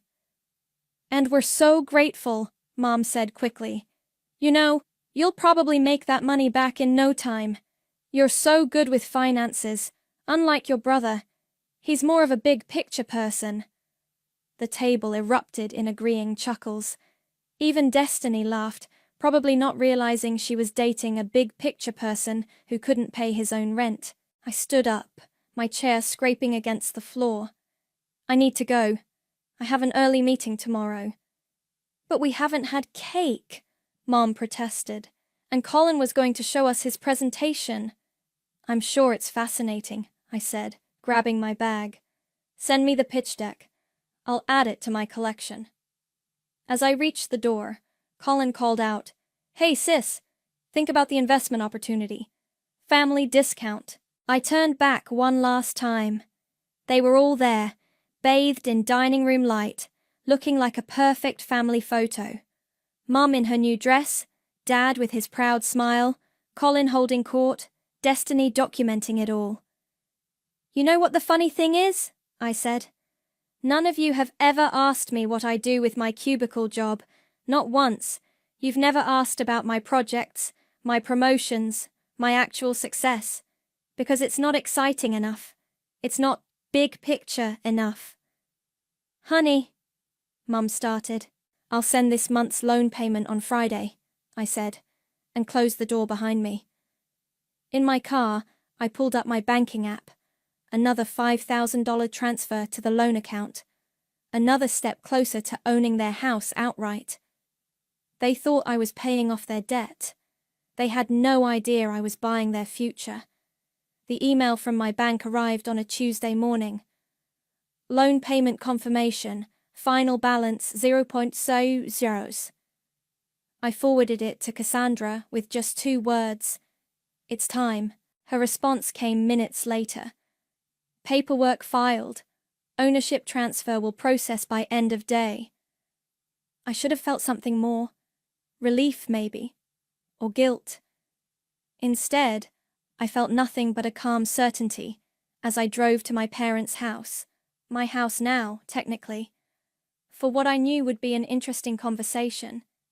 I found them in the kitchen with Colin and Destiny. They were huddled around a laptop, probably reviewing another doomed business plan. Mom saw me first. Vivian, we were just about to call you. Colin's got the pitch deck ready for Starcoin, and... Actually, I interrupted, setting my briefcase on the counter. We need to talk about the house. Oh, did you make another payment? Dad asked. You're so diligent with those. I made the final payment. I kept my voice neutral. The loan is paid off. Mom clapped her hands together. That's wonderful. Now we can focus on Colin's new venture. We were thinking of taking out a small business loan. You can't, I said. Colin looked up from his laptop. What do you mean? They can't. They can't take out a loan against the house, I explained, pulling out the documents. Because they don't own it anymore. I do. The kitchen went silent. Even Destiny stopped typing on her phone. What are you talking about? Mom laughed nervously. Of course we own the house. I laid out the paperwork on the counter. Remember that agreement you signed at the bank? The one you didn't read? It included a transfer of ownership clause that activated when the loan was paid in full. Dad grabbed the papers, his hands shaking. This can't be legal. It's completely legal, I said. You signed it. All of you did. Check the signatures. Colin stood up so fast his chair fell backward. You tricked them. This is fraud. No, it's contract law. Something you might want to study before your next startup failure. Vivian, Mum's voice was trembling. We're your family. You can't do this to us. Family? I laughed. Was it family when you remortgaged your retirement to fund Colin's pet cryptocurrency? Was it family when you missed my college graduation for his football game? Was it family when you spent my college fund on his first failed business? That's different, Mum protested. He needed consequences, I cut in. And so did you. Destiny was filming everything now, probably already planning the viral sympathy post. This is so toxic, she muttered. Like, literally evil. The house is mine, I continued, ignoring her. Legally and completely. You can stay as tenants if you want. I'll draw up a lease, market rate rent. You can't be serious, Dad said, still staring at the papers. We're your parents, and I'm your daughter, the one you never needed to worry about, the responsible one, the boring one. I picked up my briefcase. Turns out I learned something from Colin after all, how to execute a hostile takeover. Colin lunged forward, but Dad caught his arm. You ruined everything, he shouted. All my investors were counting on this house as collateral. More investors you lied to? I asked. Add them to the list. I'm sure Destiny can make a great TikTok about it. Mom was crying now. Please, sweetie. We can work something out. We're still family. Family doesn't exploit family, I said. But you never learned that lesson, did you? You just kept enabling him, kept sacrificing everything for his dreams. Well, now you've sacrificed your house, too. I'll fight this, Colin threatened. I'll get lawyers. Please do, I smiled. I'm sure they'd love to review your financial history. All those investors you defrauded might be interested too. I headed for the door, then turned back one last time. Oh, and Colin, your Zodiac cryptocurrency idea? It already exists. It failed last year. But you'd know that if you did any actual research. The last thing I saw as I left was Dad sinking into a chair, the papers crumpling in his hands, while Mum tried to comfort a raging Colin. Destiny was already typing furiously on her phone, probably crafting the perfect victimhood narrative for her followers. In my car, I called Cassandra. How did it go? She asked. About as expected. Tears, threats, guilt trips, the usual. And how do you feel? I looked back at the house, my house now, and watched Colin storm out to his Tesla, Destiny trailing behind him with her phone still recording. I feel like I just closed the most expensive therapy session in history, I said. And it was worth every penny. The fallout was nuclear. Within hours, Destiny had posted a heavily edited version of our confrontation, painting me as the evil sister who stole her poor family's home. The comments were exactly what you'd expect. So toxic. Family is forever. How could she do this to her own parents?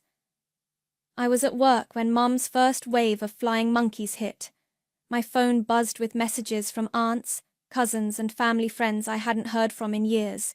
"Your mother is heartbroken," read Aunt Sarah's text. How could you be so cruel? I muted my phone and focused on my code review until Nathaniel, my team lead, tapped on my desk. "Your brother's in the lobby," he said quietly. Security called up. He's making quite a scene. I pulled up the lobby security feed on my monitor. Sure enough, there was Colin, red-faced and gesturing wildly while Destiny filmed everything. Security was keeping him from the elevators. "Want me to call the police?" Nathaniel asked. "No need." I stood up, straightening my blazer. "I'll handle it." The elevator ride down was surprisingly peaceful. I used those 30 seconds to center myself, to remember every missed opportunity, every dismissed achievement, every time they chose him over me. The lobby was silent when I stepped out, except for Colin's voice echoing off the marble walls. "Where is she? I know she's here. You can't hide behind security, Vivian." I walked straight toward him. "I'm not hiding, Colin. I'm working. You know, that thing some of us do?" He spun around, Destiny's camera following his movement. "You think you're so smart, don't you? Tricking our parents, stealing their house." "I paid for that house," I said calmly. "Every penny of it. While you were launching failed startups, I was working overtime to clean up your mess. They were going to help fund Starcoin. We had investors lined up." "No, you had more people to scam lined up. How many times are you going to do this, Colin? How many times are Mum and Dad going to have to bail you out?" "At least they love me," he shouted. "They've always loved me more, and you can't stand it." The lobby went dead quiet. Even Destiny lowered her phone slightly. "You're right," I said, my voice steady. "They do love you more. They always have. But love doesn't pay mortgages, Colin. Love doesn't protect retirement accounts. Love doesn't excuse fraud." "I'm calling the lawyers," he threatened. "They'll prove you tricked them. Go ahead. Call them. Show them your financial records. Explain how you convinced our parents to mortgage their retirement for your failed ventures. Tell them about the investors you misled. I'm sure they'll be fascinated." Security was moving closer, but I held up a hand to stop them. "You're just jealous," he spat. "Jealous that I have vision, that I take risks, while you hide in your safe little corporate job." I laughed then. Actually laughed. "My safe little job? I make 7 figures, Colin. I lead development teams across 3 continents. But you wouldn't know that, because none of you ever asked. You were too busy celebrating your latest scheme to notice I'd already succeeded." "Liar." But I saw the doubt in his eyes. "Security," I called out. "Please escort my brother out, and if he returns, call the police." "This isn't over," he shouted as they led him toward the door. "Mom and Dad will never forgive you." "They don't have to," I replied. "They just have to pay rent." As the doors closed behind them, I noticed Nathaniel standing nearby. He'd come down at some point during the confrontation. "You okay?" he asked. "Surprisingly, yes." I smoothed my blazer. "Though I suspect that video will go viral by dinner." "You know," he said, walking me back to the elevators, "I've known you for 3 years. Never knew you had a brother." "That's because I never talked about him. Just like they never talked about me." The elevator doors opened. Funny how family works sometimes. Back at my desk, I had 17 missed calls from Mum and a text from Dad. Please, let's talk about this. We can work something out as a family. I opened my email instead and began drafting a formal lease agreement. 3 bedrooms, 2 baths, market rate rent for the area. Professional, clean, businesslike, no family discount. My phone buzzed again. This time it was Cassandra. Your brother's girlfriend just posted the lobby video, she said. It's trending. Of course it is. I kept typing. Let me guess, I'm the villain? Actually, she said, the comments are turning. People are starting to ask questions about your brother's businesses, about your parents' choices. The truth has a way of coming out. I finished the lease agreement and hit send. They thought I was their fallback plan, I said. They never saw I became their endgame. The video went viral, but not in the way Destiny planned. Someone dug up Colin's business history, all the failed startups, the angry investors, the pattern of family bailouts. Soon, the comments shifted from toxic sister to entitled brother and enabling parents. Mum tried damage control at church that Sunday. I heard about it from Aunt Sarah, who'd switched sides after seeing the full story. She told everyone you manipulated them, Aunt Sarah reported over coffee. But then Mrs. Peterson, you remember her, the accountant, asked about Colin's businesses. It got very quiet, very fast. I stirred my latte. Let me guess, Mom left early? Practically ran out, but not before people started asking questions about all those loans they've taken out over the years. The truth has a way of snowballing once it starts rolling. By Monday, Destiny's followers were digging up promotional posts for Colin's previous ventures. Tuesday brought screenshots from angry investors. By Wednesday, his LinkedIn profile had mysteriously vanished. I was reviewing quarterly reports when Nathaniel stopped by my desk. There's someone here to see you, he said. Says she's from the Chamber of Commerce. In the conference room, I found Margaret Wells, the Chamber's director, waiting with a folder. Ms. Newton, she smiled. I've been following your situation with interest. The viral video, you mean? Actually, your career. You've built quite a reputation in tech, but somehow stayed under the radar. Until now. She opened the folder.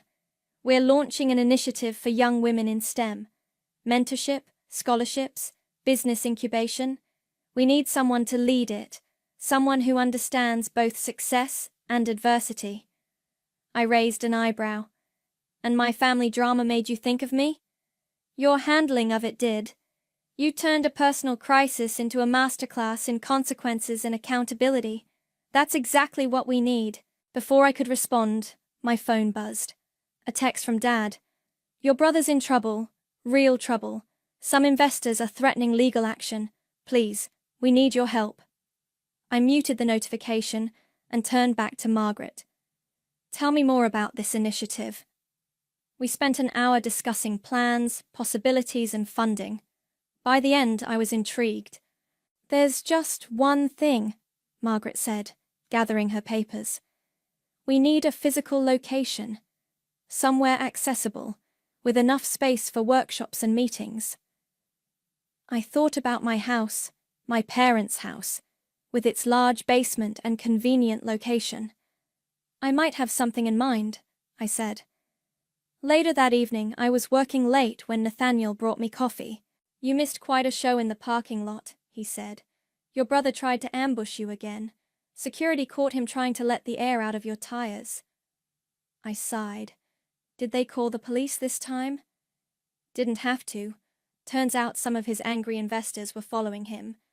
They were very interested in having a chat. My phone lit up with a call from Mum. I let it go to voicemail.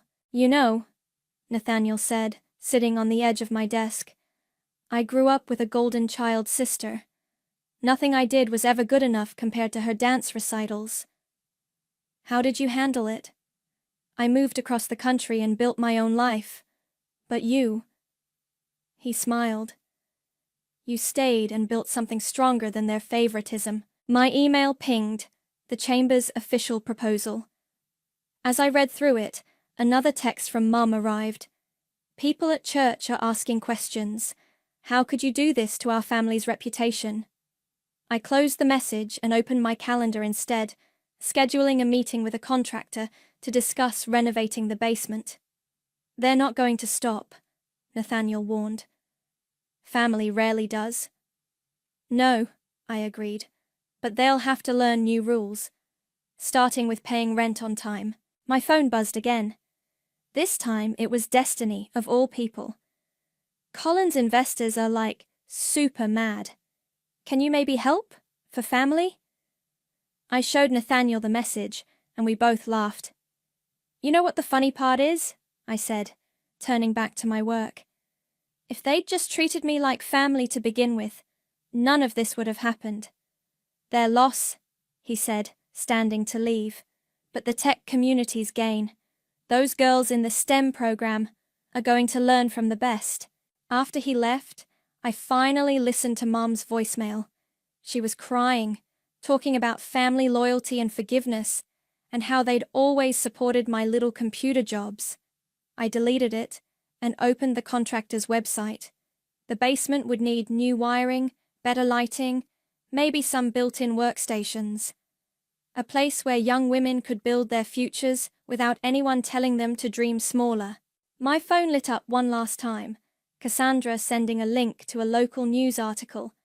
Tech executives' viral family drama sparks discussion about financial abuse and accountability. I smiled and clicked share. The contractor's estimate arrived the same day my parents finally agreed to meet. They chose a coffee shop, neutral ground. Mom looked like she hadn't slept in days, and Dad's hands shook as he stirred his untouched coffee. We've been thinking, Mom started, her voice carefully measured, about what you said, about enabling Colin. I waited, sipping my Americano. Some of his investors came to the house, Dad continued. They were angry, very angry, showed us things we didn't know about, promises he'd made. And, I set down my cup, and we realize now that maybe, Mom's composure cracked slightly. Maybe we made some mistakes. Mistakes. I pulled out my tablet, opening the contractor's plans. Let's talk about mistakes. You mortgaged your retirement 6 times for Colin's schemes. You missed my graduation for his football game. You told me MIT was too expensive while buying him a car for networking purposes. We know, Dad said quietly. We know now, but we can fix this. Just give us back the house, before it ruins your soul. I turned my tablet around, showing them the renovation plans. See this? I'm converting the basement into a tech education center for young women. The Chamber of Commerce is partnering with us. We'll offer mentorship, scholarships, internships. Mom barely glanced at it. But what about family? What about Colin? What about him? His investors are threatening legal action. His girlfriend's influencer career is tanking because she helped him promote fraudulent businesses. He made his choices. We were just trying to do what was best for both of you, Mom insisted. You were always so capable, so independent. I had to be. The words came out sharper than intended. You left me no choice. Every time I needed support, you were too busy supporting him. Every achievement, every milestone, it all took second place to Colin's latest scheme. That's not fair, Dad protested weakly. No, it wasn't fair. None of it was fair. But here's what's going to happen now. I pulled out a folder. I'm creating a living trust for the house. It will fund the education center and provide housing assistance for program participants. Mom's face went pale. But what about inheritance? What about Colin's future? Colin's future is whatever he makes of it. Without your money, without my house, without any more safety nets. You can't do this, Mom whispered. We're your parents. We always tried to do what was best. Best for Colin, I finished. Always best for Colin. Well, now I'm doing what's best for dozens of young women who deserve a chance, who deserve better than being told they're too capable to need support. Dad reached for the folder, but I pulled it back. It's already done, I said. The trust is established. The contractors start next week. You can stay as tenants if you want. Market rate rent, no family discount. But the house will never be yours again, and it will never be Colin's. We could fight this, Mom said, but her voice lacked conviction. We could get lawyers. Like the lawyers currently looking into Colin's business practices? Go ahead. I'm sure they'd love to add parental enablement to their investigation. A notification popped up on my tablet. Cassandra confirming the trust paperwork was filed. I stood up, gathering my things. You said you were trying to do what was best for us, I said. Now I'm doing what's best for me, and for every other daughter who's been told she's too capable to need help. Please, Mom tried one last time. We're still family. Yes, we are, and families have rules, boundaries, consequences. You taught Colin none of those things, so I'm teaching them to you instead. I left them there, Mom crying silently into her cold coffee, Dad staring at nothing. Outside I called Nathaniel. How'd it go? He asked. About as expected. They're still more worried about Colin than anything else. Even with the investors breathing down his neck? Even then. I got into my car. But it doesn't matter anymore. The trust is filed. The contractors are scheduled. It's done. You know what you said about teaching them consequences? He paused. You're going to teach those girls something even more valuable. How to stand up for themselves. I started the engine, watching through the coffee shop window as my parents huddled together, probably already planning how to help Colin out of his latest mess. You said I owed you this family, I muttered, echoing words I'd been holding back for years. Now, you owe me everything, with interest. The renovation plans sat on my passenger seat, a blueprint for something better than family obligation, something built on merit, not manipulation, on earned success, not endless enablement. It was time to build something new. The construction noise from the basement filled the house as I reviewed applications for our first cohort of STEM scholars. 20 bright young women, all brilliant, all overlooked, all reminded me of myself at their age. My phone buzzed. A text from Nathaniel. News about your brother just dropped. Check your email. The headline was exactly what I'd expected. Local tech entrepreneur faces federal investigation for investment fraud. Below it, a familiar face smiled from his LinkedIn profile photo, still believing he was untouchable. The doorbell rang. Mom stood there, looking smaller than I remembered. The moving truck comes tomorrow, she said without preamble. We found an apartment across town. I know. I approved your rental reference. I let her in, watching her take in the changes. The living room was now a reception area, with inspirational posters and a sleek sign reading, Newton STEM Initiative. Your father, she hesitated. He's not doing well. The stress of everything. You mean the stress of finally facing consequences? She flinched. Colin might go to jail. Yes, I agreed.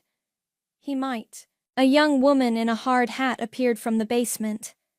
Ms. Newton, we need your input on the workstation layout. I'll be right there. I turned back to Mom. Was there something specific you needed? She pulled out an old photo album. I found this while packing. Thought you might want it. I opened it to find my academic awards, newspaper clippings about my achievements, college acceptance letters, all carefully preserved. You kept these. Of course I did. Her voice cracked. You were my brilliant girl. I thought you didn't need me to say it. You were so capable, so strong. I needed you to show up, I said, closing the album. Not just keep a scrapbook. The construction manager called up again. Ms. Newton? Keep it. Mom said, pushing the album toward me. Maybe show it to your students. Show them what's possible. As she turned to leave, she paused. That article about Colin, will he really go to prison? The evidence is pretty clear. His investors are cooperating with the investigation. And Destiny? Turned state's witness. Apparently, she recorded everything. Mom nodded slowly. You know what the worst part is? I can't even blame you anymore. We did this. All of it. The front door opened, and Margaret from the Chamber of Commerce walked in with a group of potential donors. Vivienne? Perfect timing. These gentlemen want to see the facility. Mom slipped out as I led the tour, showing them the emerging computer lab, the presentation space, the mentorship offices. Their questions were thoughtful, their checkbooks ready. This is exactly what the community needs, one donor said, a place where talent isn't overlooked. After they left, Cassandra arrived with a stack of papers. Final paperwork on the trust, she said. Once you sign, it's irrevocable. The house will permanently serve its new purpose. I signed without hesitation. Your parents' apartment? She asked. Signed their lease yesterday. Market rate, no special terms. And Colin? His lawyer called. Wanted to know if I'd testify about family dynamics, paint him as a victim of enabling parents. I smiled. I declined. Nathaniel appeared in the doorway. Contractors need you again. Something about the wiring specs. Before heading downstairs, I stopped at the new bulletin board. It was empty now, waiting for our first student's achievements to fill it. Next to it hung a single frame, my MIT acceptance letter, finally displayed after all these years. You know, Nathaniel said, following my gaze, you could have just sold the house, walked away clean. This isn't about walking away. I touched the frame. It's about building something better, something that matters. My phone lit up with a final text from Mom. Moving trucks booked. Your father wants to know if you'll have dinner with us sometime. Just dinner. No asking for anything. I showed Nathaniel the message. Will you go? He asked. Maybe. On my terms this time.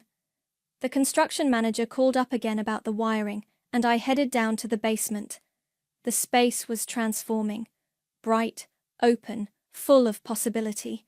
Everything I'd wished for at their age. I didn't burn bridges, I realized. I invested in better roads. They just chose not to travel them. But these girls would. These brilliant, overlooked, capable girls would build their own paths, their own success stories. And this time, someone would be there to support them. The house wasn't just mine anymore. It belonged to every young woman who needed what I never had, a chance to shine without being told she was too bright. That was worth more than any inheritance. You're not taking care of things properly. We're going to live together now, so you, old hag, need to leave.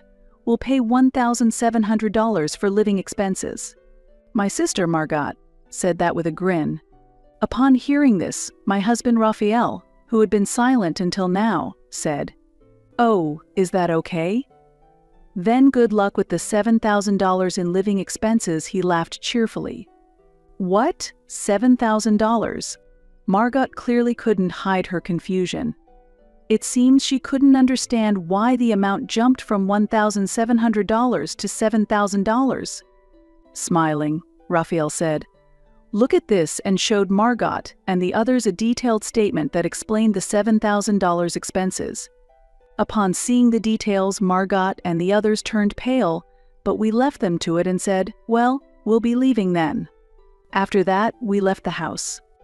My name is Penny, and I am 37 years old.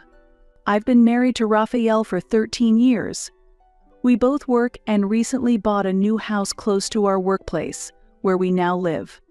My parents had been living in a rental apartment up to now, and my sister Margot and I grew up in that apartment. That apartment held many memories. However, the apartment is deteriorating and is scheduled for demolition in 6 months. My parents were forced to move out and were looking for a new place when Raphael suggested, "It's going to be hard for your parents to find a new place now.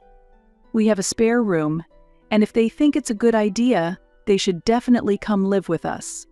My parents are already over 70, and there has always been a constant worry about whether they could respond quickly in an emergency. So Raphael's idea to live together was very reassuring for me. Raphael himself is the second son, and his parents are already living with his elder brother's family, which might be why he was particularly enthusiastic about our parents living with us. My parents happily agreed to our plan to live together. My heart was full of gratitude to Raphael. At that time, as my parents were preparing to move to their new home, they consulted us. "We're thinking of having Margot and her friends help us move. Is that okay?" It turns out when my parents talked to Margot about the move, she responded, "Mark and I will help out." At first, my parents were inclined to decline, but ultimately Margot persuaded them.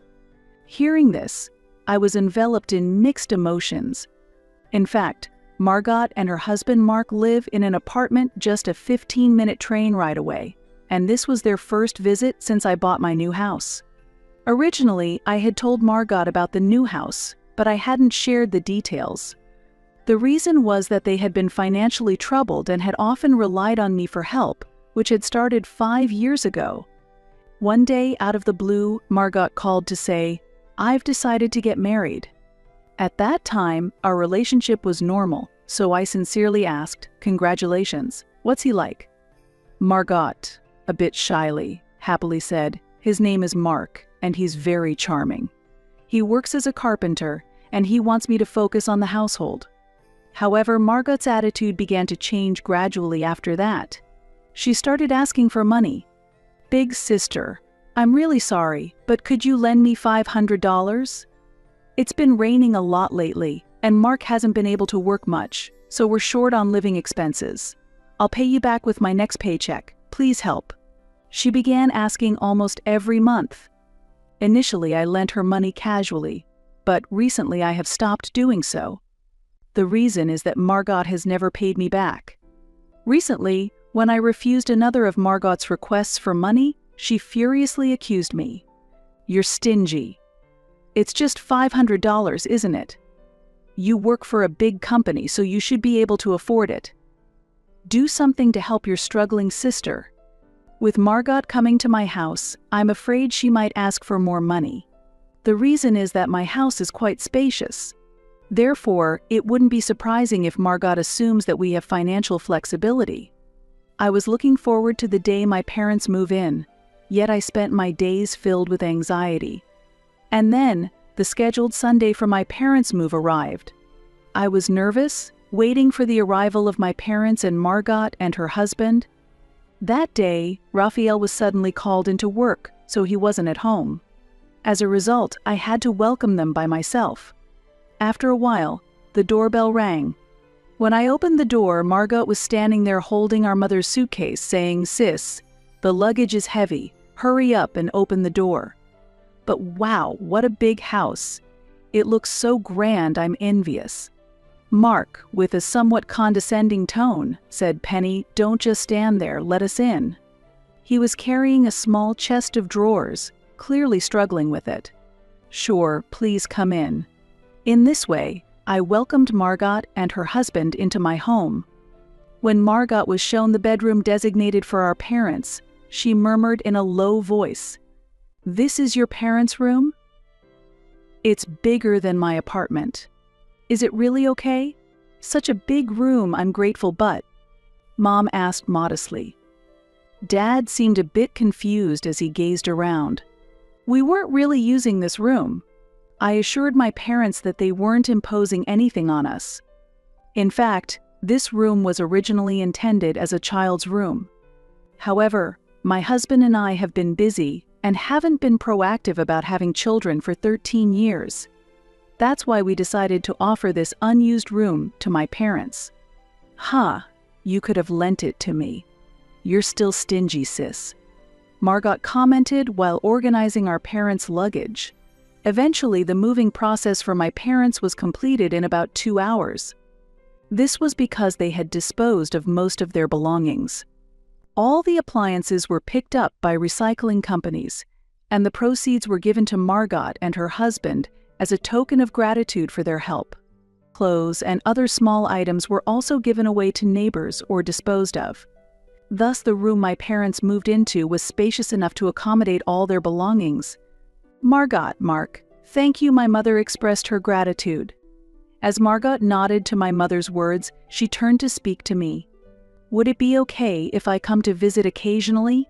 Since our family home is gone, I want to see Mom and Dad, Margot said. Indeed, the apartment where my parents previously lived has been terminated. Given Margot's desire to see our mother, there's no particular reason to deny her visits. So, I replied. Of course, that's fine. However, I'm quite busy with work, so I won't have much time available. No problem. Thank you. Margot expressed her gratitude. After that, Margot started visiting about once a week. Curiously, Mark often came along as well. Although Mark is supposed to be at work, he sometimes visits on weekdays, and my mother happily reports. Today, Mark has come along too. Since Margot and Mark's visits increased, troubling issues have arisen at home. Things are missing again. Every time I open the refrigerator or cabinets, I notice that food and household items are dwindling. Initially, it was just vegetables and toilet paper disappearing gradually. However, recently, expensive items like the premium ham my husband received from his boss for a mid-year gift and cosmetics I bought at the department store are missing. At first, I thought perhaps my mother was using them, but she said she wasn't involved. I haven't touched anything, she stated plainly. Really, it's becoming troublesome, especially since recently, it's only the expensive items that are disappearing, I complained. My father responded, Okay, I understand. I'll also keep an eye out. Please, let's not cause any more trouble, I quietly told my parents. However, after that, Margot didn't respond to my emails, and our household items continued to disappear, increasing my frustration. 3 months passed, and my patience reached its limit. The disappearance of Raphael's personal belongings and mine continued. Recently, a high-end brand wallet I gave to Raphael for his birthday went missing. Margot or Mark is most likely the culprit. This is clearly theft. Margot has recently been coming to our house frequently on weekdays when we are not around, and even if I replenish the food, it disappears by the next day. As a result, maintaining our food stock became a challenge. To address this, Raphael and I decided to take a day off work and have a serious talk with Margot to stop her from coming to our house any further. On the day of action, we pretended to go to work as usual but hid nearby our house, waiting for Margot and Mark to arrive. About an hour later, Margot and Mark appeared. Isn't Mark supposed to be working? Raphael muttered to me, but I couldn't answer as I didn't know the details. Just 5 minutes after Margot and Mark entered the house, we returned home. I'm back. I said that as we entered, and Margot appeared, looking startled. Why are you here, big sis? It's a weekday, isn't it? Aren't you supposed to be at work? And Raphael is here too. Margot was clearly flustered. I took the day off because we need to talk to you, Margot, I explained confidently. Mark and my parents rushed to the entrance, looking surprised. I glanced at Mark and said calmly, Since you're here too, Mark, it's good timing.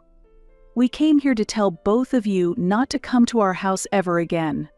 Upon hearing this, Margot suddenly became furious and retorted, What are you talking about?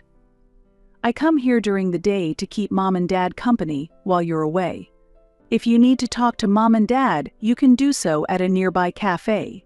It's within walking distance for them. I suggested calmly. It costs money to talk at a cafe. I don't have that kind of extra money. Margot snapped back irritably. With a deep sigh, I responded. So that's why things are disappearing from our house. You've been stealing them, haven't you? I really feel like calling the police. Raphael nodded in agreement and added, I can't find the birthday wallet that Penny gave me. I was planning to switch it out on my next day off. Can we get it back soon?" Mark was clearly panicking and exclaimed, "We're family, aren't we? Why are you doubting us?" There's no doubt that Mark stole Raphael's wallet. I declared firmly, yet calmly, to them, "Leave this house right now. If you never set foot here again, we'll forget this incident ever happened. But from now on, we're cutting ties with you, Margot. Goodbye. I no longer want to be involved with those who steal. Although it's painful to admit that we don't have evidence of past thefts, there's nothing else to be done but to let it go." Nevertheless, Margot and her husband were not ready to accept this. "So I won't be able to see Mom anymore. You villains." Margot shouted at me angrily. I then offered an alternative. "How about you live with Mom and Dad then? You can be their companion every day. But remember, you'll need at least $1,700 a month for living expenses." I doubted Margot and Mark could afford that amount. However, as the argument escalated, Margot became defiant. "You're not taking care of things properly. We're going to live together now, so you, old hag, need to leave. We'll pay $1,700 for living expenses."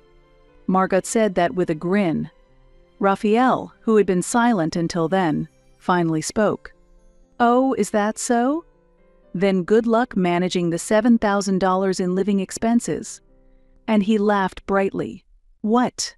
$7,000? Margot was visibly confused. She didn't understand why the amount had jumped from $1,700 to $7,000. Smiling, Raphael said, "Look at this," and showed them a detailed statement that explained the $7,000 expenses. Seeing the details, Margot and Mark paled, but we left them to it and said, "Well, we'll be leaving then." We then left the house and headed to a nearby hotel. As soon as we entered the room, we both collapsed from exhaustion. The tension of the situation had drained us both too much. "I'm really tired today."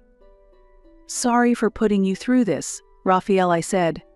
Even though it was still before noon, I felt extremely tired.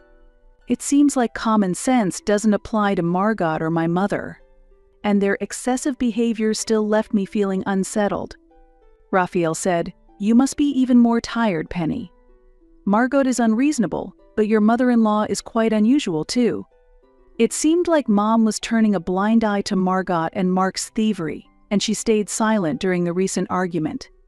Perhaps Mom believes that she and Margot have done nothing wrong. Maybe she doesn't even recognize the theft as such because it's a family matter. Mom has always favored Margot, which is why she always prioritizes her requests. I was always focused on my studies and didn't bond much with Mom. I studied hard with the goal of getting into a top university. Thanks to my efforts, I was accepted into my first choice and later secured a job at a major company. On the other hand, Margot neglected her studies and was more interested in chatting and playing with Mom. As a result, she only managed to get into a mediocre university and struggled with job hunting.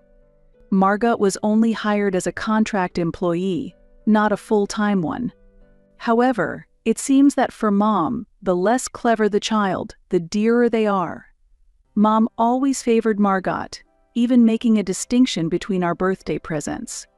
What should we do now? It's almost like we've been robbed of our home. Raphael asked timidly. It seems he feels unable to take any drastic action because Margot and Mom are his family. But for me, forgiving Margot and Mom is out of the question. Of course, we will fight this thoroughly, I answered resolutely. I explained the situation to Raphael calmly. Raphael nodded silently. Having been insulted to this extent, I resolved not to remain silent.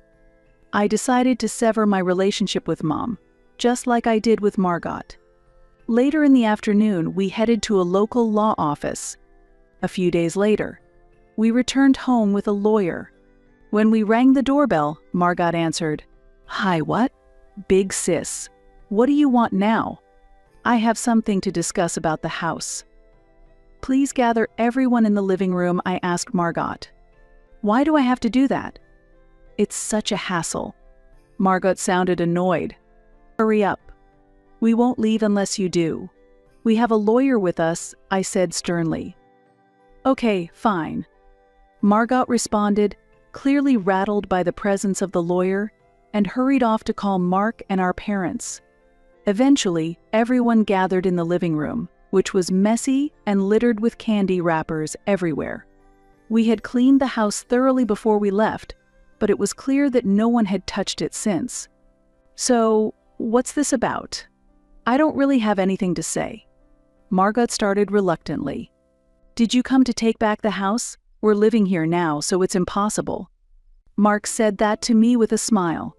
Mom also spoke to me. Penny, you and Raphael have moved out, right? I'd prefer to continue living here with Margot and Mark. They keep me company, and it's fun being with them. Being with you always made me feel like I had to be on my best behavior, which was exhausting, she said with a wry smile. Knowing that Mom saw me that way hurt a little. What was all the time we spent together for? Feeling empty from her remarks, I decided to cut off my feelings for Mom. Raphael and I don't mind leaving this place at all, I replied. Yeah, maybe we didn't need this big house after all, Raphael continued. If that's the case. Margot suddenly brightened up. Mark and my parents also looked visibly pleased. Seeing their reactions, I delivered the final word. However, there's a condition. You guys will have to buy the house, I said, and Margot's face fell. What? You mean the mortgage details we paid before you left? $5,300 a month. Are you joking? Margot objected to the amount, but the price was fair. The house is located near the center of town, just a 5-minute walk from the station, and features a spacious 4-bedroom layout. Thus, Raphael and I understood its value and had taken out a mortgage, making monthly payments. The reason for the $5,300 monthly payment was to reduce the total payment amount by paying off the mortgage sooner. The decision to opt for a shorter mortgage term to reduce interest had increased the monthly burden. It doesn't matter if you all don't agree. Raphael and I co-own this house, so if you want to continue living here, you'll need to buy it from us. Now please proceed, counselor, I said, handing over to our lawyer. The lawyer nodded confidently and told Margot and her family. Here is the sales contract. Please check the amount, and we will need your signatures. Their expressions changed as they looked at the documents. Why is the selling price $1,500,000? This is a ripoff, Margot exclaimed, trembling. However, this amount was calculated based on the remaining mortgage and was quite reasonable considering the market value of the area. As the lawyer explained the details, Margot and Mark's faces grew increasingly pale. This is impossible. We can't afford this, Margot said, shaking. My parents were also astonished. They probably hadn't realized the house was worth so much. If you can't pay, then why have you been squatting here forever? I thought you wanted to stay and were planning to buy it. Now, please sign. Margot, you can take out a mortgage to cover it, right? I pressed. Trembling, Margot apologized. I'm sorry. I was just envious knowing you lived in such a nice house. I didn't think it through. Mark also muttered slowly, I'm sorry. But even if I work every day of the year, I wouldn't be able to earn that kind of money. Mom suggested to Dad, we can't afford this high amount. Maybe it would be better if Penny and Raphael live with us. We can eat delicious meals together. Dad looked distressed.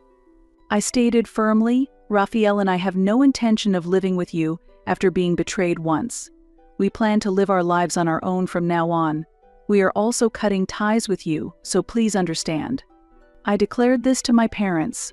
From now on, I would have no dealings with Margot or my parents. At that moment, Mom exclaimed in shock. What do you mean, cutting ties? Then, who will give us our allowance, she asked. Dad also looked pale. What do you mean by allowance? Margot asked, standing up and confronting her mother. In fact, in addition to the $1,700 for living expenses, we used to give Mom and Dad an allowance of about $2,000 a month. It has decreased a bit since we started living together, I replied. Margot was shocked, exclaiming, then $7,000 isn't nearly enough. How can you afford to give out so much money? Mark was also stunned. That's because Raphael and I work at a major corporation and have decent incomes. It would be impossible alone, but together we manage, I explained. Shocked by the disparity in income, Margot collapsed to the floor. But from now on, I won't have any dealings with you or Mom. It's your turn to take care of our parents, I said calmly, with a smile. Margot and our parents' faces went pale with shock. Since then, the discussion of selling the house to Margot disappeared. I had anticipated that Margot and our parents wouldn't have the funds. Instead, Margot, Mark, and my parents were forced to leave our house. With the lawyer involved, they moved out more smoothly than expected. Margot and the others complained. To live in such a big house was a once-in-a-lifetime chance, but that was irrelevant to me. Isn't your apartment lease still active? I'll send all of Mom and Dad's belongings there, I told her. Afterward, I arranged for movers to transport our parents' belongings to Margot's apartment. The apartment was quite small, and it was unclear if all the belongings would fit, but that was no longer my concern. I instructed the movers to have Margot pay all the moving expenses. Considering this as compensation for the inconvenience Raphael and I faced, it was quite inexpensive. Even after they moved out, Margot occasionally contacted us. Big sis, I'm really sorry. Can you take our parents back?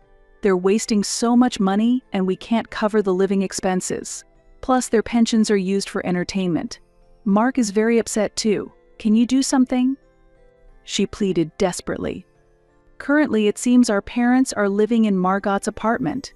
All living together in such a cramped space must be incredibly difficult for the four of them. The fact that our parents were frivolous spenders had become clear after they started living with us, often squandering their pensions on their favorite indulgences. My mother loved luxury brands, and my father was obsessed with alcohol and gambling. Given this, their wasteful spending was somewhat predictable. You were the one who decided to live with them, right? I'm not involved anymore. We've cut ties. Thanks to you taking care of them, we've had more financial leeway since we stopped giving them allowances, I told Margot. Margot responded, "That's awful. I'm struggling financially so much Mark has brought up divorce. I need to find a job." Hearing her cry over the phone and knowing how desperate she was made me feel a strange sense of satisfaction. Then find a job. I don't want to be involved anymore. Goodbye, I said, and hung up the phone. Since then, my mother has also contacted me several times asking to live with us again, but I have no intention of complying. Penny, please forgive me. It's hard living in Margot's cramped apartment. The cheap meals aren't satisfying, and I really miss your cooking. Can I pack up and come back home soon? I remained firm in my stance. Mother, you chose to live with Margot. That's none of my concern now. I won't help you anymore, you are practically strangers to me. I'm busy preparing seafood paella right now. I'll be hanging up soon. By the way, seafood paella was your favorite, wasn't it? I'll enjoy it, including your portion. With those words, I ended the call. My mother, a seafood, must surely be regretting her choices now. 3 years have passed, and Raphael and I continue to live our lives unchanged. There have been times when Margot or my mother visited and I had to call the police, but lately it has been peaceful. Ultimately, both Margot and my mother chose divorce. Mark and my father distanced themselves from them, understanding that this would allow them a more peaceful life. Margot, who has been dedicated to her family and lacks income or job experience, finds job hunting extremely difficult. My mother, who has been a homemaker for many years, only receives a small pension. It's clear that having such financially burdened people around makes it impossible to sustain a stable life.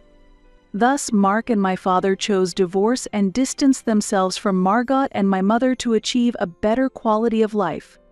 While Mark and my father have managed to escape the immediate problems, they haven't completely evaded the consequences of their decisions. After splitting from Margot, Mark tried to return to his sporadic carpentry work, but it hasn't been going well. He faces cold treatment from other craftsmen and is harshly utilized, which doesn't bode well for him. With no experience outside of carpentry, transitioning to another field presents a challenging path. It seems he will have to continue facing these difficulties as he works. After divorcing my mother, my father has been wandering from one relative's house to another, feeling increasingly uncomfortable. At 73, finding and affording a rental property is a daunting task, and it seems he will continue to live in constrained circumstances. The reasons for the divorces in the family were made starkly clear when Margot and my mother dramatically announced their separations. My mother's excessive spending worsened her marital relationship, while Margot's divorce was due to an affair. Their financial desperation became evident when Margot and my mother came begging to be let back into the house. We hardly have any income between the two of us, so we're behind on rent and about to be evicted from our apartment. Please let us stay with you. As Margot began her plea, my mother, also desperate, shouted, "Help us. I don't mind if it's just me. Let me at least have some seafood. It wouldn't be fair just to help Mom, right?" At that moment, I had to call the police as Margot and my mother argued fiercely in front of our house. It's likely their personalities will never change. With the police involved, visits from Margot and my mother finally ceased, which was a relief. Since then, my life has taken a significant and joyful turn. I became miraculously pregnant.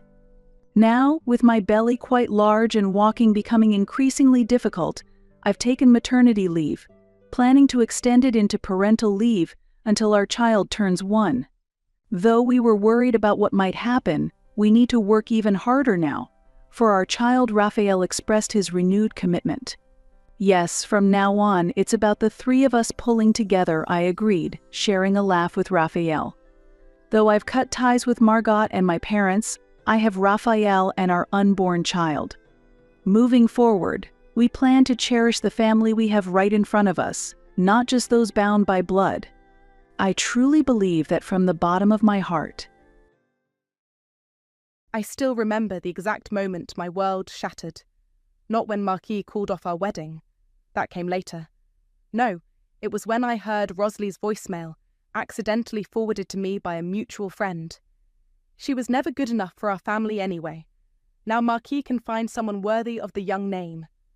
My name is Vanessa, and 5 years ago I was 3 days away from what should have been the happiest day of my life. I was in our apartment, surrounded by wedding favours I'd handcrafted, little copper lanterns with our initials entwined. The phone rang. Marquis' voice was hollow, mechanical. "We need to talk. Now." He showed up at our door 20 minutes later, clutching an envelope. His hands were shaking. "Tell me these aren't real," he said, spreading photos across our kitchen counter. Photos of me, apparently in compromising positions with his best man. Photos that were masterfully edited, but completely fake. "This is insane," I said, grabbing the photos. "You know me. You know I would never—" "Stop lying!" He slammed his fist on the counter, making me jump. "Rosalie found these. She hired someone to follow you because she was suspicious." Of course it was Rosalie, his perfect sister, who'd spent 3 years making subtle digs about my humble background, my marketing degree from a state school, my lack of social connections. "Call the photographer," I begged. "Check the metadata. These are fake, Marquis. Your sister—" "Don't blame Rosalie. She's looking out for me." He wouldn't meet my eyes. "The wedding's off. I'll handle the announcements. You're choosing to believe this? After 4 years together?" Silence. Then, "I'll send someone for my things." He left me standing there, surrounded by copper lanterns and shattered dreams. 200 guests to uninvite, a honeymoon to cancel, a life to unravel. The next day, Tamara showed up with wine and determination. "We're going to get through this," she said, helping me box up wedding decorations. "And then we're going to make them regret ever messing with you." I was crying into a champagne flute when my phone buzzed. Another accidental forward. this time a group text where Rosalie was gloating about her successful intervention. The photos worked perfectly. He didn't even question them. Can you believe she thought she could marry into our family? Tamara grabbed my phone. This is evidence. We can expose them. No, I said, something cold and hard crystallizing in my chest. Not yet. I spent the next 5 years building, learning, growing. Tamara and I launched our marketing firm, specializing in brand rehabilitation and crisis management. We became the go-to agency for companies needing a phoenix rise from the ashes. Our success was meteoric, but I kept my name out of the press, stayed invisible. You're playing the long game, Tamara said one day, watching me decline another magazine profile. Waiting for something, I smiled. Good things come to those who wait. Then this morning, an email landed in my inbox. From myprimewellness@gmail.com. Subject, urgent meeting request, brand consultation. Dear Ms. Burns, our wellness company is facing significant challenges and requires immediate brand rehabilitation. Your firm's reputation for turning around struggling businesses is exactly what we need. We're prepared to offer equity for your services. Sincerely, Marquis Young and Rosalie Young co-founders, My Prime Wellness. I stared at the screen. 5 years of patience suddenly crystallizing into perfect opportunity. They had no idea who I was now. No idea that the woman they'd humiliated had become the expert they desperately needed.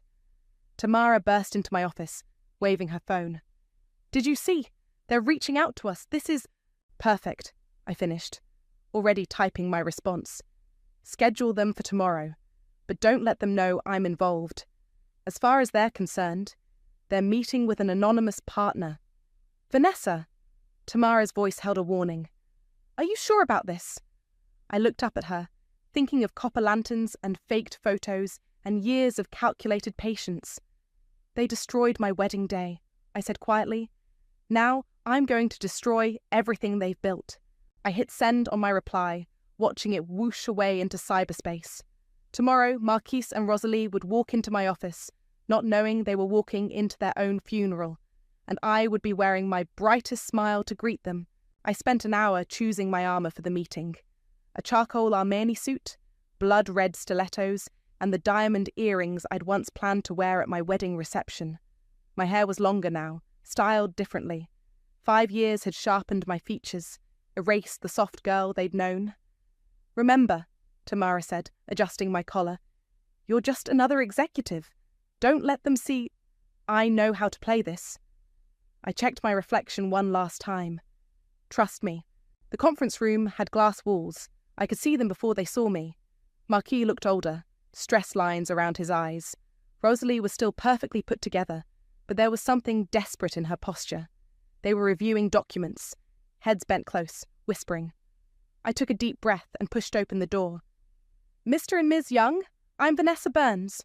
The moment stretched like taffy. Rosalie's perfectly manicured hand froze mid-gesture. Marquis's face drained of colour. I kept my smile professional, pleasant. We... Marquis stumbled over his words. We didn't realise that I owned this firm? I settled into my chair, spreading their proposal before me. Well, shall we discuss your situation? Rosalie recovered first, her society mask sliding back into place. This is unexpected. Perhaps we should reschedule with another firm? By all means. I started gathering the papers, though I doubt you'll find anyone else willing to take on a company hemorrhaging money like yours. Those influencer lawsuits are particularly nasty. Wait, Marquis said quickly. Please, we need help. I leaned back, studying them. Tell me about your challenges. For the next hour, they laid out their disaster. Their wellness brand had expanded too quickly, alienated core customers, faced multiple accusations of false advertising. Their latest product line had flopped spectacularly. They needed a complete overhaul.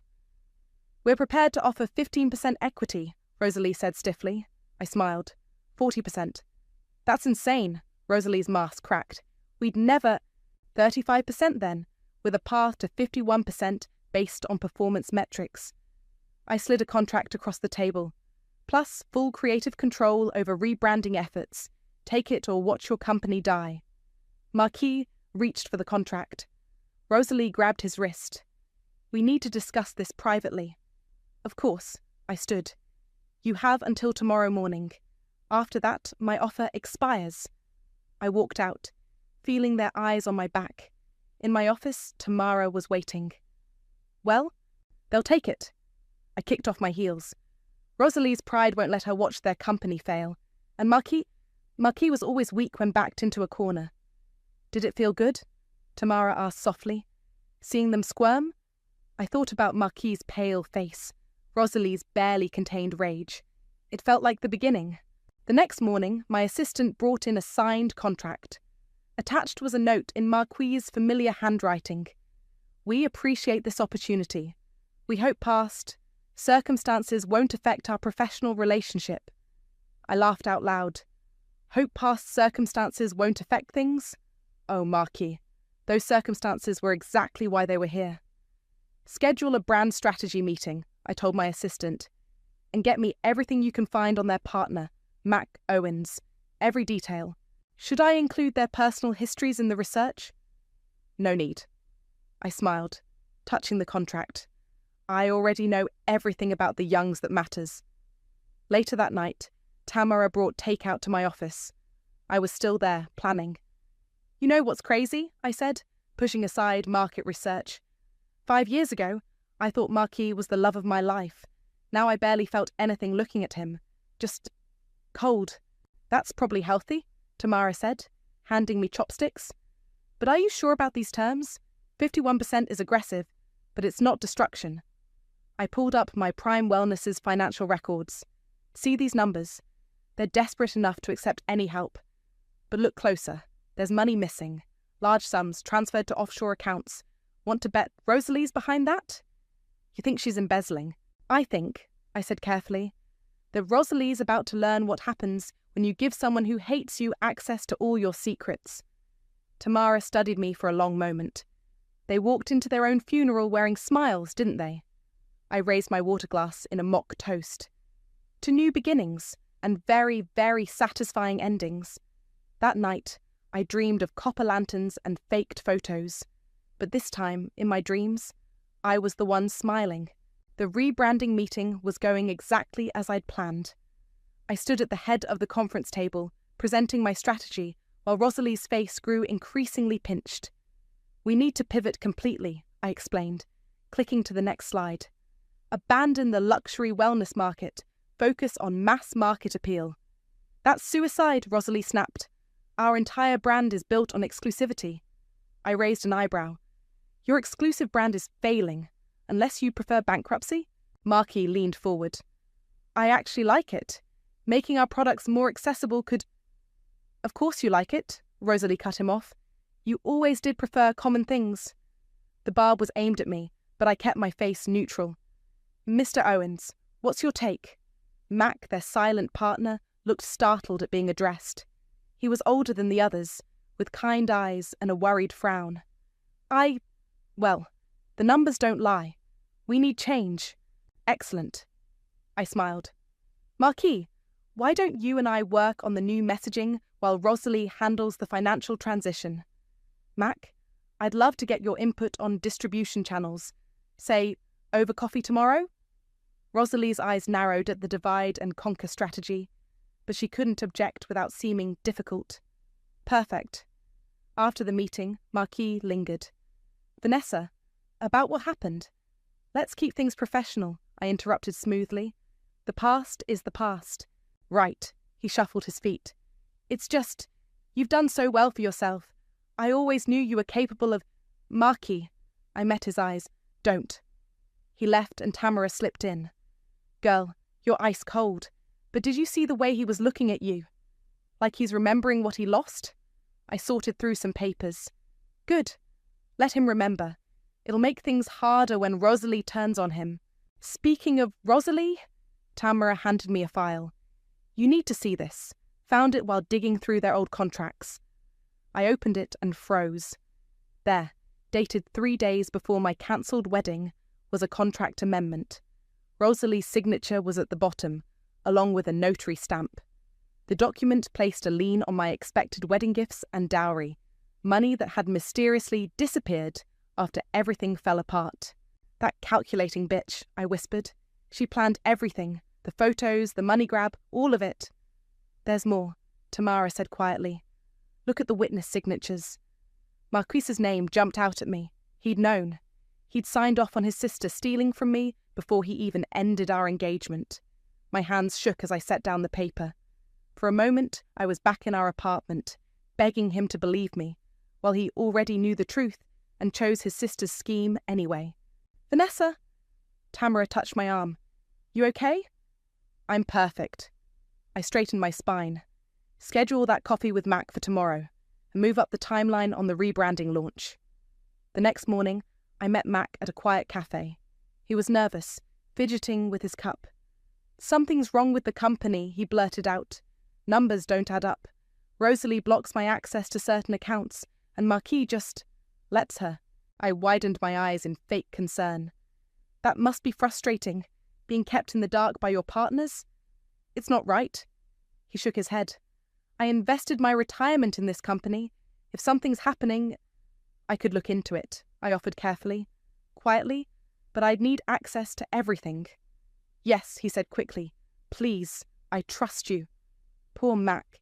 He really did trust me, almost made me feel bad about what was coming. Back at the office, Tamara was waiting with news. Rosalie's furious about the rebranding. She's been calling investors, trying to block it. Let her. I pulled up the new advertising mock-ups on my screen. In fact, let's give her something real to be angry about. The ads were deliberately provocative. Wellness products marketed with working-class imagery, prices slashed to bargain basement levels. Everything the brand used to mock, now embraced. Rosalie would hate it. Her elite friends would be horrified. This will tank their reputation in their old circles, Tamara observed. Yes, I agreed. And when Rosalie tries to fix it, she'll have to explain where all that missing money went. Money that, thanks to Mac's cooperation, I now have proof she stole. You're really going to destroy them, aren't you? I thought of that contract amendment, of Marquise's signature next to his sister's. They destroyed themselves, I said softly. I'm just making sure everyone sees it. My phone buzzed. A text from Marquis. Can we talk? About us? I deleted it without responding. There was no more us. There was only the slow, sweet satisfaction of watching them implode, piece by carefully orchestrated piece. I waited until late evening to confront Rosalie when the office was nearly empty. She was still at her desk, probably plotting how to salvage her precious brand. I placed the contract amendment in front of her without a word. Where did you get this? Her voice was ice. Does it matter? I sat across from her, phone recording in my pocket. You stole my money, money that was meant for my new life with your brother. Rosalie leaned back, a smirk playing at her lips. Prove it. That money was a business investment that failed, nothing more. An investment you arranged 3 days before showing Marquis those fake photos? You never deserved him. She stood, circling her desk like a predator. Some scholarship girl from nowhere, thinking she could marry into our family. The photos just sped up the inevitable. So you admit they were fake? Of course they were fake, she laughed. And it was so easy. Marquis wanted to believe them. He needed an excuse to end things without looking like the coward he is. Got her. I kept my face neutral. And the money? Insurance. Can't have the help walking away with family resources. She perched on her desk. What's your point, Vanessa? This was years ago. No one will care now. I stood slowly. I have access to your company's financials now, Rosalie. All of them, including those offshore accounts you've been funneling money into. The smirk faltered. You're bluffing. Am I? Mac's been very helpful. He's quite worried about his investment. Get out of my office. Her voice shook slightly. Gladly. I headed for the door, then paused. Oh, and Rosalie, this is the end of you. Back in my office, I played the recording for Tamara. Her eyes widened at Rosalie's casual admission about the photos. Holy shit, she whispered. You got her? Not yet. I forwarded the recording to my secure email. But soon. Did you find those emails I asked about? Tamara handed me a folder. Marquis' emails from that week. He was asking questions about the photo's authenticity before he confronted you. Rosalie shut him down, but he knew there was a chance they were fake. I scanned the emails, my chest tight. He chose to believe them anyway. What's our next move? I pulled up the new ad campaign we'd created under Rosalie's authorization, the one that would destroy their luxury brand image. Launch it. Tonight. Are you sure? This will do it. The ads went live at midnight. By morning, social media was exploding. My Prime Wellness, once the epitome of exclusive wellness culture, was being mocked for its desperate rebrand. Their elite clientele was fleeing in droves. Marquis burst into my office without knocking. What have you done? Implemented our agreed-upon strategy. I didn't look up from my computer. Problem? Our core customers are leaving. The influencers are posting about betrayal. Rosalie approved every decision. I finally met his eyes. Just like you approved her stealing my money before our wedding. He paled. How did you... Get out of my office, Marquis. Go comfort your sister. It's what you do best. After he left, I pulled up my email. An anonymous account I'd created was ready. One click would send Rosalie's recorded confession to an industry gossip blog that lived for this kind of drama. My finger hovered over the mouse. In my head, I heard her voice again. The photos just sped up the inevitable. Click. By afternoon, the recording was everywhere. My Prime scandal was trending. Clients were publicly cutting ties. Rosalie wasn't answering her phone. Mac appeared in my doorway, ashen-faced. Did you know about all of this? I knew they weren't who they pretended to be. I gestured for him to sit. The question is, what are you going to do about it? I can't stay associated with them. He slumped in the chair. My reputation? I might have a solution. I slid a new contract across the desk. One that protects your investment and distances you from the Youngs. As he read, my phone lit up with a text from Marquis. Wasn't I never good enough? I smiled, remembering Rosalie's words from that long-ago voicemail. The symmetry was poetic. Tamara brought me coffee and a local business magazine. The headline read, My Prime Wellness, from luxury to liability. You know they can't recover from this, she said quietly. That's the point. I took a sip of coffee. Rosalie spent years building her perfect image. Now everyone knows who she really is. And Marquis, I thought of his desperate text, his pale face, the way he'd chosen his sister's lies over our love. Marquis is exactly who he's always been, a coward hiding behind his sister's strength. Now he can hide behind her disgrace too. The sun was setting over the city, painting the sky the colour of revenge. The marketing disaster was even better than I'd planned. The controversial ad campaign, approved under Rosalie's signature, showed their luxury wellness products being used by construction workers and fast food employees.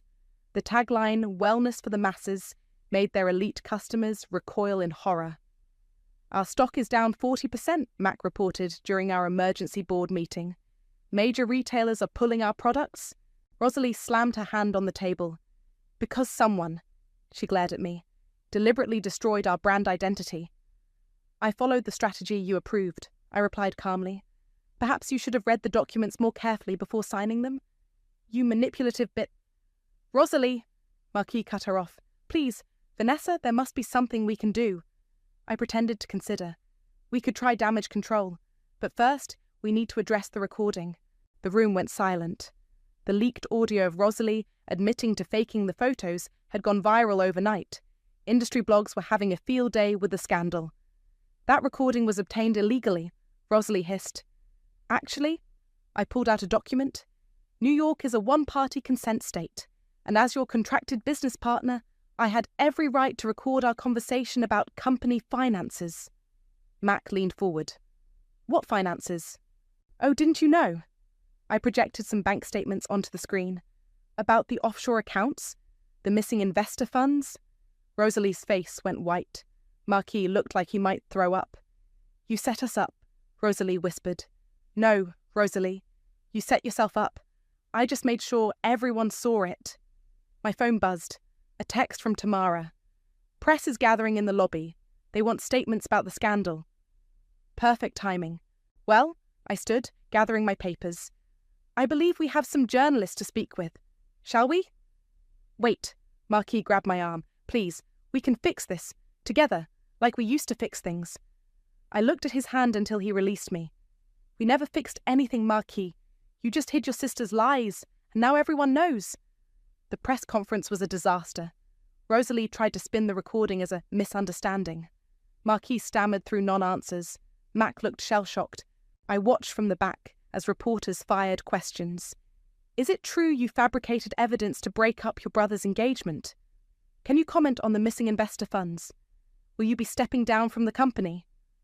Afterward, Rosalie cornered me in the hallway. You think you've won? I'll sue you for everything you have. Try it. I smiled. My lawyers would love to depose you about those offshore accounts. And that contract amendment you used to steal my dowry? That's fraud, Rosalie. Prison time fraud. You're just like me, she spat. Calculating, cold. No, I stepped closer. I'm what you made me, and I'm better at it than you ever were. Back in my office, Tamara was watching the press conference footage go viral. Stock's down another 20%. Board members are calling for Rosalie's resignation. And Mac? Called his lawyer. He's looking to partner with us instead. I nodded, satisfied. Start the paperwork. My phone lit up with messages from Marquis. Please talk to me. I'm sorry about everything. I should have believed you. I never stopped loving you. Delete, delete, delete, delete. Tamara watched me. You okay? Better than okay. I pulled up the company ownership documents. Thanks to their desperate grab for help, I now own 51% of their company, controlling interest. So what's next? I thought about Rosalie's face when the recording played, about Marquis's pathetic texts, about 5 years of planning. Now, I said, we finish it. Call the board. Emergency meeting tomorrow morning. That night I stood in front of my closet, choosing tomorrow's outfit. My hand brushed against a garment bag in the back, my unworn wedding dress. I'd kept it all these years, a reminder of what they'd taken from me. Not anymore. I pulled out the bag and headed for the trash chute. As I watched it disappear into the darkness, I felt lighter. Tomorrow I would destroy what remained of their empire. Not for the girl who once loved Marquis, but for the woman I'd become while planning their downfall. My phone buzzed one last time. Marquis again. Remember when we were happy? I typed back my first and only response. Wasn't I never good enough? Then I blocked his number and went to prepare for tomorrow's execution. The final act was about to begin, and I intended to savour every moment. The board meeting was scheduled for 9 a.m, but Marquis was already having a meltdown in the lobby by 8:30. We have to stop this. He was pacing, running his hands through his hair. Everything we built is falling apart. Everything you built? Rosalie's laugh was bitter. I built this company. You just rode my coattails like always. I watched them through the glass walls, sipping my coffee. Their perfect sibling facade was cracking beautifully. Your sister's right, I said, stepping into the lobby. She built this company, through fraud, theft, and manipulation, but she built it. You don't know what you're talking about, Rosalie snapped. Don't I? I held up my tablet. A reporter just sent me some interesting questions about a lawsuit that was quietly settled 3 years ago. Ring any bells? Rosalie's face went from angry to terrified in an instant. You can't? The lawsuit you settled with my dowry money? The one where your first investors accused you of running a Ponzi scheme? I smiled. Amazing what people find when they start digging. Marquis turned to his sister. What is she talking about? She's lying, Rosalie said quickly, like she lied about the photos. Oh, please, I cut in. We all heard the recording. You admitted faking those photos, just like you're about to admit where you really got the money to settle that lawsuit. The elevator dinged. Max stepped out with 2 men in suits. Miss Burns, one of them nodded. We've reviewed the documents you sent. Very concerning. Who are they? Marquis asked, voice shaking. SEC investigators, Mac answered. I called them. Rosalie lunged for her brother's arm. Marquis, don't let them... He jerked away from her. Did you steal Vanessa's money? I protected our family. By committing fraud? His voice rose. By destroying my relationship? By lying to everyone? You knew, she screamed. You knew about the photos. You signed the papers. Don't pretend you're innocent. The investigators watched this exchange with interest, taking notes. Perhaps, one said, we should continue this discussion in a more official capacity. The board meeting that followed was chaos. As controlling shareholder, I presented evidence of Rosalie's financial misconduct. Matt confirmed his findings. The SEC investigators shared preliminary concerns. Rosalie's carefully maintained composure finally shattered. You want to know the truth? She stood wild-eyed. Fine. I took the money. I faked the photos. I couldn't let him marry some nobody who would drag our name through the mud. And look. She gestured at me violently. Look what she did anyway. Ms. Young, an investigator interrupted. Are you confessing to financial fraud? The blood drained from her face as she realized what she'd done. Marquis had his head in his hands. It's over, he mumbled. Everything's over.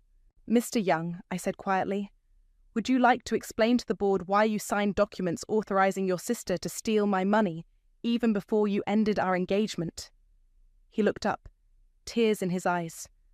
I was weak. I knew something wasn't right about the photos, but Rosalie said if I didn't end it, she'd cut me off from the family money, from everything. I chose wrong. I'm so sorry. Save your apologies, I stood. The board needs to vote on new leadership. Given the circumstances, I moved to remove both Rosalie and Marquis from their positions, effective immediately. The vote was unanimous. As security escorted them out, Rosalie turned to me one last time. You'll regret this. No, I said, I won't. Later, Tamara found me in my office, watching news coverage of the scandal. A reporter dug up something else, she said, handing me her phone. Apparently, Rosalie used your stolen money to not only settle that lawsuit, but also to bribe the original complainants into silence.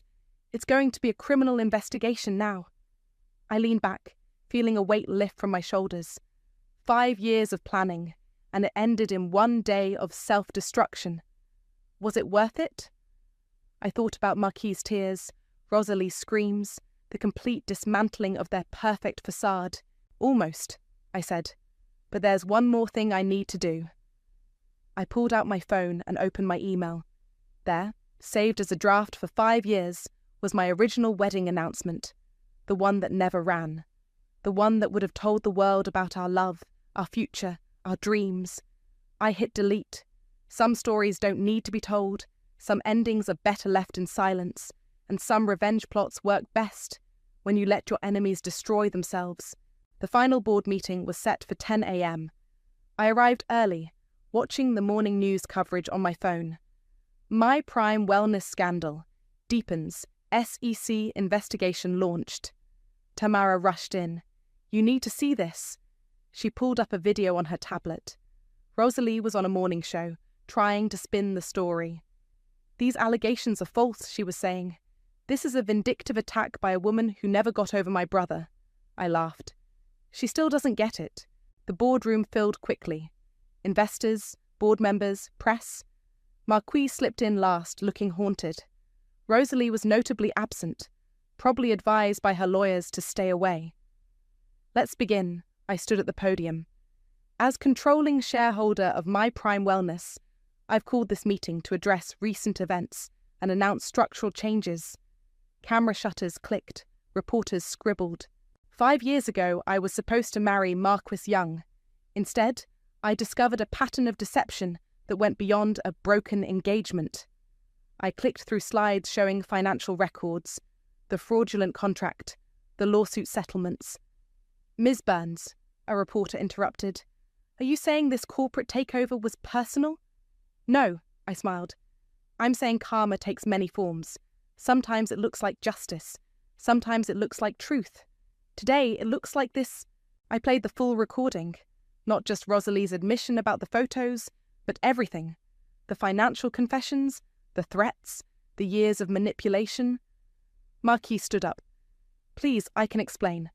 Sit down, I said quietly. You've done enough talking. He sat. The SEC investigation will continue, I announced. But as of today, I'm formally stepping down from My Prime Wellness. My shares will be distributed among ethical investors who can rebuild this company's reputation. Gasps filled the room. This wasn't the power grab they expected. I didn't come here for a company, I continued.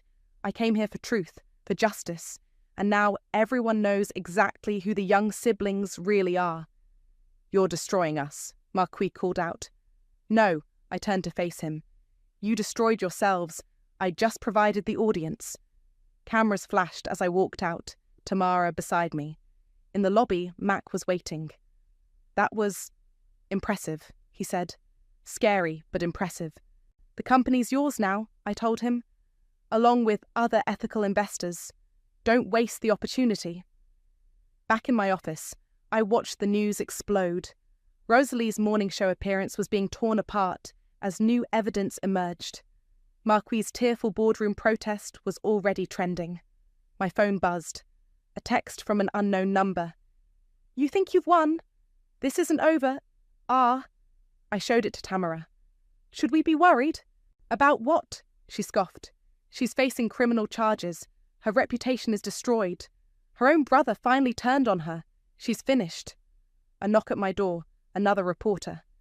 Miss Burns, can we get a statement about Rosalie Young's arrest? I looked up sharply. Arrest? Just happened. FBI picked her up trying to board a private plane. Something about additional financial crimes they uncovered. After the reporter left, Tamara whistled low. Damn, you didn't plan that part, did you? No, I admitted. But like I said, karma takes many forms. My phone rang. Marquis again. This time I answered. What? They arrested her. His voice broke. They're investigating me too. Everything we had, it's all gone. Goodbye, Marquis. Wait, I never stopped. I hung up. Tamara poured 2 glasses of champagne. To karma? To truth, I corrected. The thing about lies is they always unravel. Rosalie spent years building her house of cards. I just had to wait for the right moment to blow. And Marquis? I thought about his tears in the boardroom, his desperate calls, his weakness. Marquis gets to live with his choices, I said, just like I lived with mine. The sun was setting over the city as we packed up my office. I wouldn't be coming back. My work here was done. You know what's funny? I told Tamara as we left. 5 years ago, this revenge was everything I wanted. Now, I just feel free. Because you won. Because I'm done, I corrected. Their chapter in my life is finally over. My phone buzzed one last time. A news alert. Young siblings face federal charges in wellness company scandal. I deleted it without reading. Some stories write their own endings. This one had written exactly the ending they deserved. Let's get dinner, I told Tamara. I'm thinking somewhere expensive. Maybe that place Rosalie always said was too common for her taste. We laughed all the way to the elevator, leaving the wreckage of the Young family empire behind us. The morning sun streamed through my home office window as I pinned the last newspaper clipping to my corkboard. Young siblings plead guilty in federal fraud case. Next to it hung the old contract amendment, the fake photos, and a copper lantern from what should have been my wedding day. My phone buzzed. Malachi was calling. Still coming to breakfast? He asked. We'd been dating for 3 months, taking things slow. He knew my story, understood my scars. On my way, just finishing something. At the cafe, he greeted me with a kiss. Saw the news? How are you feeling? Lighter, I said, settling into our usual corner booth. Like I can finally breathe. No regrets? About them? No. I stirred my coffee. About who I became during the revenge. Sometimes. You're not like them, he said quietly. You chose justice, not cruelty. There's a difference. Before I could respond, Tamara burst in. Turn on the news! Now! The cafe's TV showed Rosalie being led into court. The headline shocked me. Additional victims come forward in Young scandal. More people they scammed, Tamara explained. Your story gave them courage to speak up. My phone lit up with messages. Other women Marquis had dated, all with similar stories of manipulation and lies. They wanted to thank me for exposing the truth. See? Malachi squeezed my hand. Sometimes revenge isn't just about you. The bell above the cafe door chimed. I looked up to see Mac entering with a woman I didn't recognize. "Vanessa," he smiled, "meet my new business partner. We're rebranding the company completely. Ethical wellness, transparent practices. Would you consider consulting? Not as revenge this time, as redemption." I glanced at Malachi, who nodded encouragingly. "Maybe. But first, tell me about your vision." As Mac outlined his plans, I felt something shift inside me. The anger that had driven me for 5 years was fading, replaced by possibility. My phone buzzed again, a text from an unknown number. "I'm sorry. For everything. M." I showed it to Tamara. "Marquise? Probably his last free text before prison," she said. "Want to respond?" I thought about it, then deleted the message. Some conversations were better left unfinished. "You know what I realized?" I told Malachi later, as we walked through the park. "I kept that wedding dress all these years, thinking I needed it to remember. But I don't want to remember anymore. I want to create something new." "Like what?" "Like a foundation," I said slowly. "For people who've been scammed or betrayed. To help them find their voice, their power." He stopped walking, turned to face me. "That's perfect. Taking your pain and making it purpose." Back home, I stood before my corkboard one last time. The newspaper clippings, the evidence, the memories. They told a story of revenge, yes, but also of survival, of transformation. I took down the copper lantern last, not to throw away this time, but to place on my desk. A reminder that sometimes the best revenge isn't destruction, it's creation. Tamara called as I was redecorating my office. "You'll never believe who I just saw. Rosalie's former assistant. Says she has files, recordings, everything. Wants to write a book." "Tell her no," I said firmly. "Let Rosalie fade into obscurity. That's worse than any exposé." "You're different," Tamara observed. "Lighter?" "I'm free," I corrected. "And I'm ready to help others find their freedom too." The sun was setting as I drafted the mission statement for my new foundation. My phone buzzed with a message from Malachi. "Dinner tonight? I want to hear more about your plans." I smiled, thinking how different this felt from 5 years ago. Back then, I'd been consumed by the need for revenge. Now, I was building something meaningful from the ashes of betrayal. The copper lantern caught the last rays of sunlight, casting warm patterns on my wall. Once, it had represented a future that was stolen from me. Now it symbolized something else, the light that comes after darkness, the strength that grows from pain. I typed my response to Malachi. Yes to dinner, and yes to everything else. It wasn't forgiveness I'd needed all along. It was clarity. And karma just needed an invitation, and the patience to let justice unfold in its own perfect time. The lantern glowed in the dying light, a beacon pointing not to the past, but to a future I was finally ready to embrace.